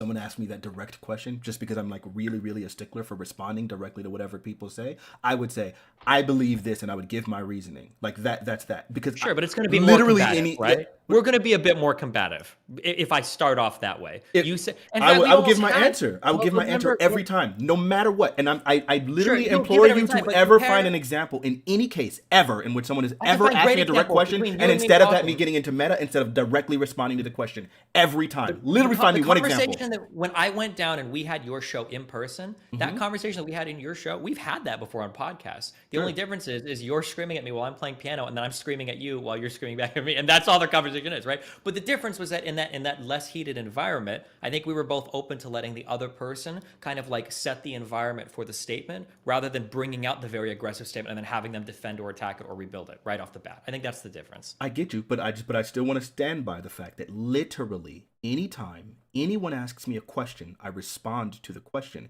and I implore you to look at literally any of the conversations I have, that I will always, and find me an example where that's not the case. I don't believe in dodging questions. I will always respond to the question. Now, I might respond to the question and then give like some more other caveat, and maybe there might be a time where I like kind of like flub it up a little bit, and then if they ever point out to me like, hey, you didn't answer, it's like, oh, my bad, I'm sorry, succinctly, and I will answer the question. I've never gone on like long examples of like dodging a question. That's just not the way I communicate. That's not the way I speak, because I always believe if I give the answer and somebody tries to run with it, I will find a point where they've deviated or extrapolated with my answer, and I'll stop them at that point. But I can at least answer the question first. I've always made that appeal, and that's just the way I approach things, because I think that's the very nature of good faith. I believe that I have enough intelligence to recognize if somebody has deviated from my answer in such a way that I need to clarify that. But we're not just talking. This isn't like Plato's dialogues. Like, this is like human to human interactions. Like, everybody that we're dealing with is like an imperfect person that's going to have their own approach to these conversations, right? They might not all be, holding to the same strict lines, or they might not even know that you think like that. They might just think that you're looking for dunks, Yeah, I got you. I hear you. And this guy just kind of switched to a whole different topic, just about the meta of the freaking panel, which is fine. It happens. Moving forward, like, okay, but first let me ask you this. Do you think you'll be unbanned? When they say the word indefinite, it just means it's like maybe not 6 to 12 guaranteed. months from now, I'll probably try and appeal to what happens. But who knows? 6 to 12 months. How long were you banned after the protesters' statement? I didn't get banned for that. He got departnered. Mm-hmm. Ah, that's right. How long did that last? Forever. You have like a rough You haven't estimate? been repartnered. Was it like a year? No, I know. Oh, you're still not repart. But I thought you didn't want to be partnered because it allowed you to do the YouTube. Yeah, true. Okay. I do a stream. Yeah. Yeah. So then at that point, but like, is the option for you to be partnered again that been reinstated? I don't know. I'm probably not going to apply because I want to still dual stream. Okay, that makes a bunch of sense. I think that something that, like, if you want to have, and for anybody, I think for all people that want to have like challenging interactions with people, I think that this is true of almost every interaction you have in life, whether you're trying to hook up with somebody, whether you're trying to have a conversation with a friend, a parent, about a child, whatever. I think that the most important thing is you have to create an environment, and this has to be done every single time. It's not already created, because these environments are created on the fly. They're like these immaterial things that exist in a moment in time. You have to create an environment where a person feels like they can say anything without being super judged. That's the goal. My goal when I'm having an intimate conversation with somebody, or if I'm trying to have a good conversation on stream, is I want the other person to feel like they could say anything that they genuinely believe, and I'm not going to jump down their throat for it. I could ask them a difficult question, and they feel like they have the safety to explore that topic around me, and maybe even say things they don't 100% believe. And I'm going to be there to kind of like walk along in the garden with them with that conversation, rather than constantly trying to set a fucking forest on fire and watch them burn alive with the stupid shit they're saying. I think that's the difference, or I think that should be the goal when you're trying to set up these conversations with people. If you're trying to get somebody out of their box to have an intimate conversation with you about challenging topics, they have to feel like they're in a safe space to do it. Otherwise, it's instantly going to be like the debate bro brain, where you're trying to protect your own reputation, your own self, your own spirit, and you're constantly on the defense, and you're looking to like swing swords at somebody rather than to sit down and have a talk with them. I think it's the challenge. Yep, that makes sense. Anybody else? I think we can kind of, I don't know. I don't have very much more to say on this topic. I feel like it was kind of discussed to the best of, even though there were like crazy like deviations and whatever. This got kind of like derailed really early. And I think I allowed Lauren Southern to do that, which is really my fault, 100%. We were having a conversation and then she insisted, well, there's no debate. And then we kind of got off the rails. That's my fault. Yeah, I'm just happy it wasn't me this time. I don't remember ever Last time it accusing you of was that. Chud and MrGirl, Yeah, I don't wasn't it? think Well, Dewey's last time been I bad at all. pissed off Chud on purpose, and then it led to that whole drama. So I felt kind of bad about that. I didn't feel bad about that because I think if you Who's make Chud? if it's a Chud's a different nice person, guy. if you make a very like innocuous statement and in response to that somebody becomes incredibly belligerent, Here we go. I don't think that I can possibly hold. I while I can like not like the fact that you made some little cheap shot, if the fact that his like incessant belligerence was a response is absolutely. I might not like that Chris Rock made a joke about Will Smith, but him going up and slapping him on the face, I think we can probably like recognize and say this thing was inappropriate even still. And Chris Rock can say, hey, I regret that joke. It doesn't change the fact that Will Smith acted really inordinately, despite the joke. And that's where I stand. I do think something that's really important for future panels, Lauren said this in a very passive-aggressive or aggressive-aggressive way, but I think something that would be good is you need to have diametrically opposed viewpoints when you come to the panel. Otherwise, it does kind of feel like we're all just kind of like talking about something that we all agree about, and there's not much going on. I hear So that. it's hard to find people on the other side, but like having a few people that would have strongly supported the position of like, you know what, I actually think these bans were good for the platform. I think the TOS is justified, and then like let's have a talk around that. I think would have been really interesting, but it's hard to find. You those should I have think had Josie on. Sometimes, wait, hold on. Nope, that's exactly what the point I was going to bring on. Sometimes I think it is like really good to have those things. Sometimes I do just want a conversation. And here's the problem here. I can't think of a single person that would have the position that it was good for you to be banned that wouldn't go into straight debate bro nonsense, hot take, like whatever. Like for example, I can't possibly, considering what like the environment that I went in this panel and so on and so forth, I couldn't possibly have Demon Mama be on this panel and have this conversation with you. It wouldn't work. I couldn't possibly have There's Josie that. Wilson. Who's that? There's like this blonde-haired Norwegian girl, Katie, I think. Is she? I don't know if she's Scandinavian. Oh yeah, I know She- Katie. Yeah, she seems. I disagree with her. I think she's crazy. But I shouldn't say crazy. I disagree with her. But she seems like she's capable of having these conversations. I There's wish I some knew of those Australian people. If I had those people girl- and I was aware of them, then I would do it.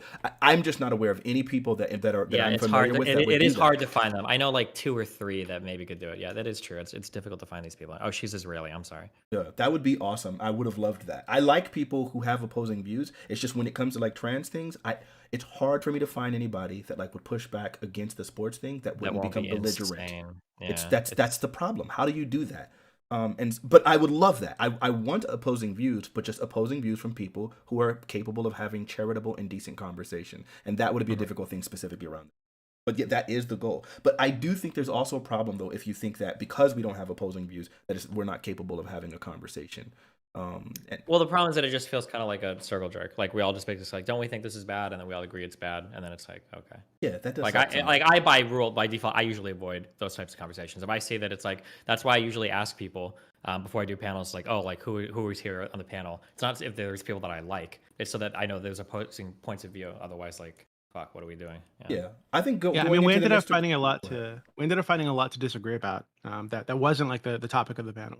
But Yeah. now that we've kind of done the support group for people who think censorship is bad, do you think you might want to work on something similar with Katie on, with a couple other people? Because I know some people who are like active in the Twitchosphere. I would do that. Who Destiny, might wanna come on. do you feel comfortable? Like, dang, it sounds sucks because I don't. I don't want it to just set you up to be like a person that's on crazy defense, even though I know you don't mind it as I much. love that. If you send me in a 1v8 panel, I'll do it. I don't know why you would say that. I'll do that all day. That's super enjoyable for me. I don't give a Okay, fuck. but do you think you could do so like with the Fanatiq rules? Yeah, of course I can. Yeah, I like talking to people. Just a good thing. Sure. He can Okay. hold up to Dylan's rules. I think he can do yours. Okay. Dylan's Yeah, kind of of course. a fascist about it. Okay, then in that case, then yeah, then maybe that's what we'll do next week. I will try to find people more than capable of being decent that actually feel like your ban was justified and engage in conversation. Structure that.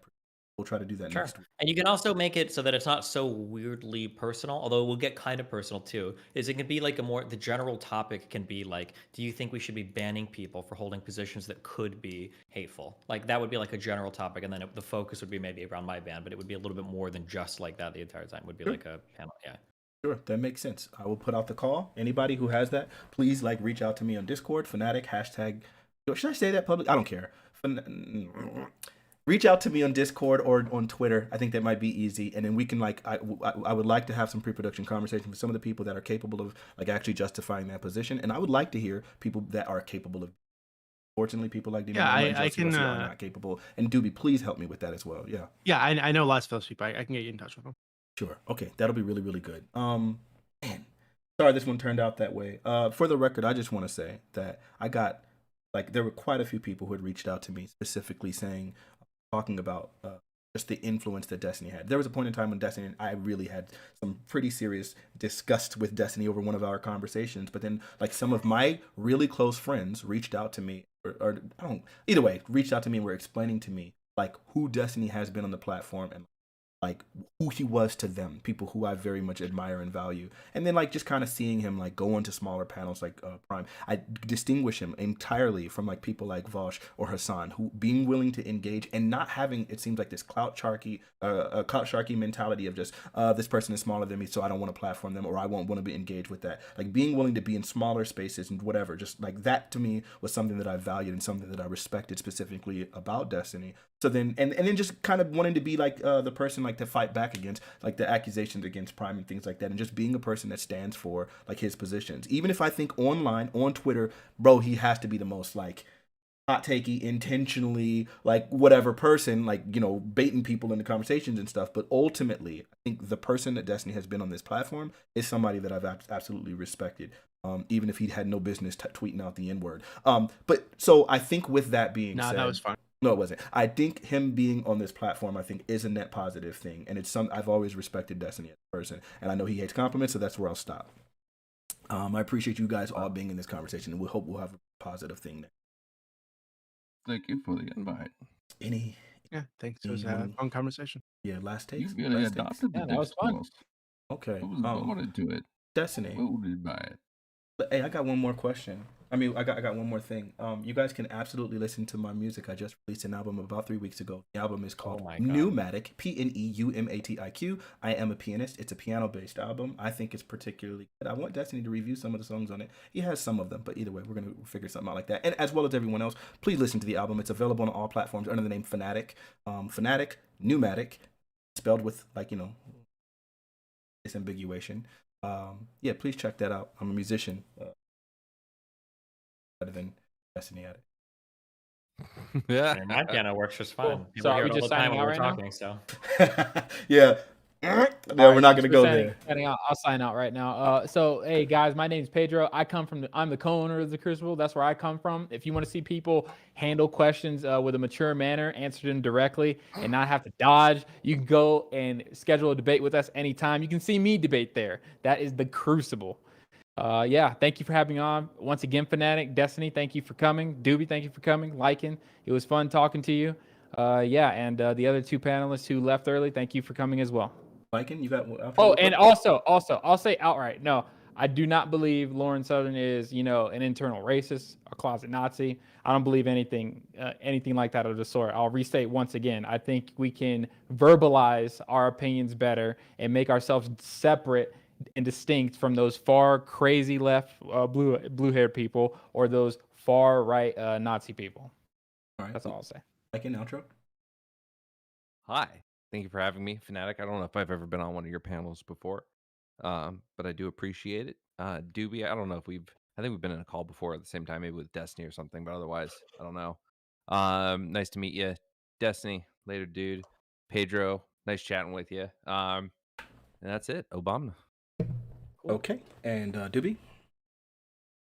Yeah, I'm Doobie with the Politics Discord, discord.gg/politics. And yeah, thanks for having me on. All right. Destiny. Hi, I'm youtube.com/destiny. I do stuff. All I right. love you all very much. Twitch.tv/Mr. Fanatiq. We're going to have a follow-up conversation about this panel. Anybody that wants to be in it, it's going to be an open panel. And then that'll probably be on Twitch.tv/Fanatiq. It'll probably be like 8:45. I'm just going to take a break, and then we'll have that conversation. Love you all. Thank you guys for being part of the panel. Really do try not to make it when I just kind of let myself get baited into. Hopefully next week we'll have a productive conversation. And himself and like kind of vocalize it. Hopefully it'll be productive. Alrighty, y'all. Peace. Peace. See you later. I'm sorry if you guys are saying you can't find my music. It's under the name Fanatiq. Fanatiq, Fanatiq. It's on literally every platform. Albums are Retro Future, Soundscapes, Fanatiq, as well as a host of singles. We'll be live in about 9 minutes. Okay, on Twitch.tv. Okay.